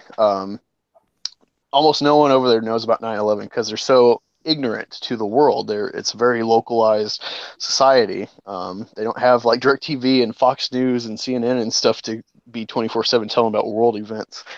So no, I definitely see your point of like the invader complex that a lot of war movies are. Yes, but a funny thing with war movies. Oh, go on. No, go on. Sorry. Oh, I was just gonna say a funny thing I do to piss my wife off is I'm the dad that I'll let my little kids, they're 3 and going on 2. I do a little joke that I call children's cinema, and what I do is I'll play like either something from my horror or my war collection. So like the last children's cinema we watched Platoon. Oh boy. Yeah, but honestly, when they get older, like I want my kids to be more conditioned to the realities of the world sooner than people are willing to do with their kids, especially in the West. We really avoid death, so there's that aspect of like horror and war movies. They tell you when you're 16 and then they go, oh crap, and then they act all crazy, and that's why we have a lot of weird kids these days. And if you want to laugh, in Naked Gun, the first Naked Gun, they also watched Platoon in the cinema. The 2 main actors come out of a cinema laughing, and then you see they watched Platoon. It's like Tropic Thunder. They've taken iconic war movie scenes and made them like mockeries of them. Which to make a good lasting impression, a mockery, you have to actually love what you're mocking. Generally speaking. True, I agree. So like Spaceballs, definitely. Like Family Guy's Star Wars series, they clearly love Star Wars to even make those jokes. Yes. Or Robot Chicken. To mock something, you have to understand it first. That's really an art. You can't make fun of something if you don't understand it in the first place. That's why the most new comedies or mock movies or whatever scary movie like things, they don't understand what they're making fun of. So it's not funny. That's a good point. I like the way you said that. It's like, how can I make fun of Game of Thrones if I haven't seen it? Oh, very easy. Yeah. Oh, dude. Hey, once you start watching Game of Thrones, Jeff, watch like I think all you need to do is watch the first season and you'll understand it. Watch the first season and then watch Jimmy Kimmel's Game of Desks. It's a great parody to that show. Okay. All right, but I think we're just about to start wrapping up in a sec. Any last words, guys? Any last topic thing real quick? Anything you want to say to the chat or anybody? Oh, Oh, I yes, me think, or Wolf. Both. yeah, I think we talked about things we wanted to talk about. I don't think we have to start yet another topic or something like that. There's really nothing I could think of at the moment for this podcast, but we can definitely do this again. Of course, having you on again, Wolf. Tomorrow morning, I still have to check with the guy, but I might have another stream at 8 a.m.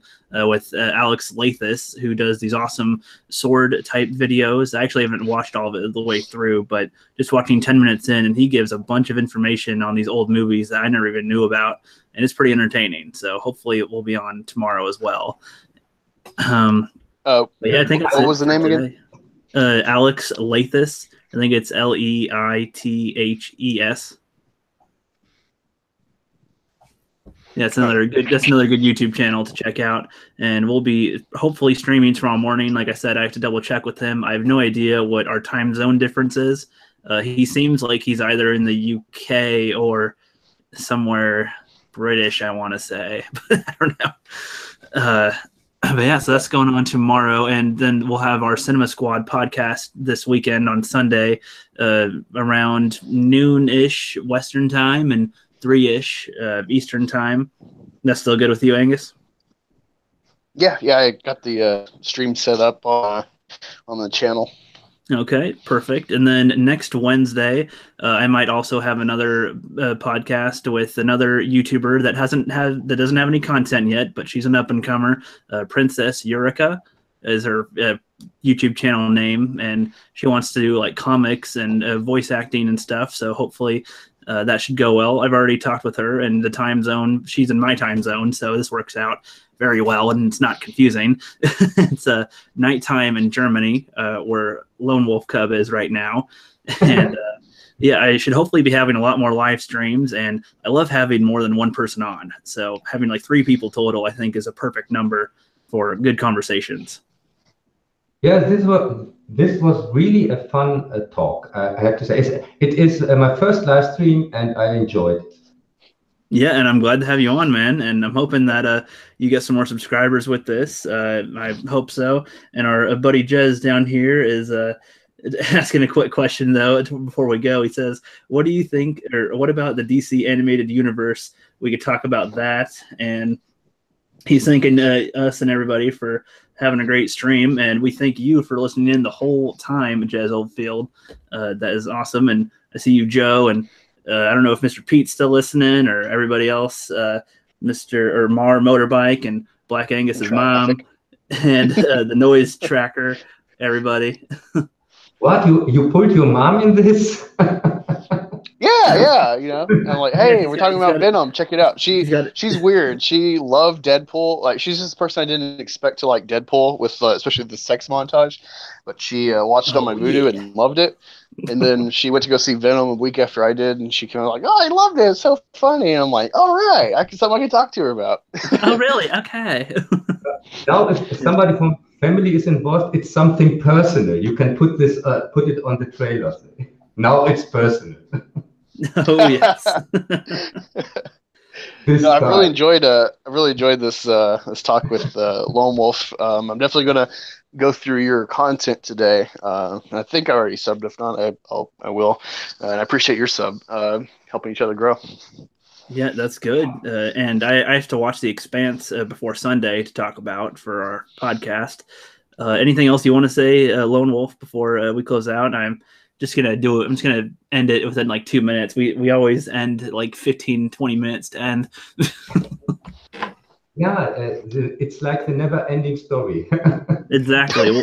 We've got so much to talk about. 3 hours. I mean, I don't have to work today, so. And the funny thing is, the author from Never-Ending Story, his name is Ent. His name is, if you translate it, it's Finnish. That's his name, and he wrote the Never-Ending Story. Yeah. That's awesome. Yes, he's getting back at his parents.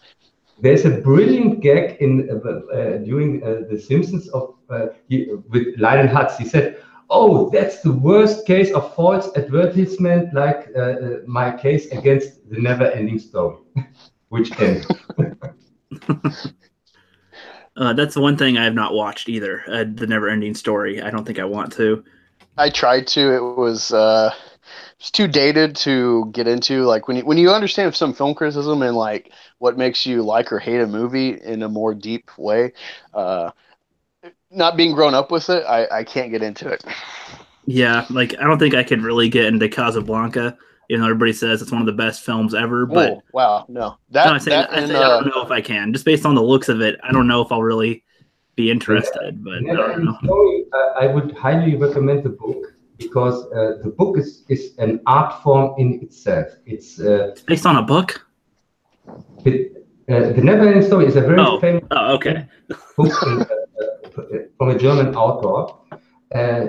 He's called Michael Ende, and it's really and the book itself it's like art. It's written in two different colors, and when you read it, you understand why.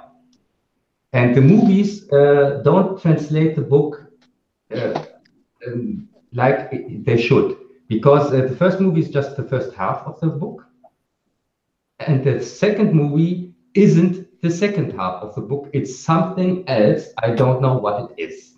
They have more There's, than one movie. there are three movies, and the third has nothing Oh to do wow. with speech. It's really a sad story, yeah. Oh boy. But the book Well, is really good. It's a really good book. okay. Well, I'll put that on the list. I know Angus is probably writing that down since he's a huge reader. yeah, I'm a slow reader, but I like half of my library, if not more, is stuff I've never read or opened. It's just I do a lot of thrift shopping. When you have a kid, you learn to really hone in your interest in hobbies money wise. I used to be into Magic Standard version. Can't do that anymore with kids. So I really honed it to Star Wars. And I'm like, can't get a lot of comics, so I'll buy Spawn. And so I'm slowly collecting all of those. But yeah, I get a lot of books because books they're worse than cars about keeping their value unless it's like a leather bound or something. So you can get a lot of books going to your libraries or thrift shops. Yeah, I bet. I'll have to check some out one of these days. I haven't read a book in a long time. I don't remember the last one I read, honestly. I think it was some myth book. I don't even remember. Now I don't know. But now, to go off of Lone Wolf real quick for another suggestion, I can't remember the name of it. I'll have to Google it. But there's an Orson Welles book or movie that is very famous. It's got the iconic Rosebud line in it, but I can't remember the name of it. Definitely look that up and check it out if I don't tell you right now. The movie, or what do you mean? Do you mean Citizen Kane? Citizen Kane. It's such a simple name. I forgot it. Yeah, that's a great one. It's the The most way they used. filmed it. It's the most used name on my channel because I compare everything. I said, "Oh, this is shit," but it's Citizen Kane compared to this. The old No, it's got a lot Fantastic of Four was Citizen Kane compared to the Fan Four Stick. Yeah, no, Citizen Kane's got a lot of great examples for like film history with like middling shot, deep shot, close-ups and stuff. So it's very iconic for film history, just like Nosferatu or Caligari, one of the German movies. Caligari. It's that is also a German one. In Germany, it calls Das Kabinett des Dr. Caligari, the Yeah, Cabinet that of one. Dr. Caligari. Clearly one of my favorite movies, the old one, the original one. I have to say, Yeah, on everything, I have to say the old one, the original one, or something like that, because these whole remakes, reboots, and whatever, they're just awful. Yeah, no one can argue with that. That is a fact. I will remain silent now, so you can close Okay, this out. I'll close this out. So yeah, so anyway, so you guys can join me probably on some of these other podcasts I'll be doing. I don't know, like tomorrow morning, I don't know if I'll have anybody else join in or if it'll just be me and him. Or on Wednesday, if I'll have anybody else on, I might just keep them short. I have no idea. But if I'm ever going to stream and want to have some company, I'll send you guys an invite or a message to see if you want to come in. And yeah, we can just do it on the spot sometimes. I don't know. Yeah, that works for me. Thank you for the invitation. Yeah, no problem. I like spreading out the conversation, especially with different point of views. So it's perfect. And Angus, yeah, when I know, do you work with the opposite schedule? Like if I were to do a stream at 9 a.m., would you probably be at work? It just depends on the day. Saturday, I'm at work, but I can do it mobile in my car. Um, yeah, it just depends. Okay, I'll just message you sometimes if I'm going to go More live. planning gives you more chances to get better sourced replies from me. Okay, true. All right, so with that, I'm going to end the first episode of the Rookie Corner, and this was with Black Angus Reviews and with the Lone Wolf Cub. Check out their YouTube channels. Thank you, everybody in the chat, for stopping by, and have a good rest of your day.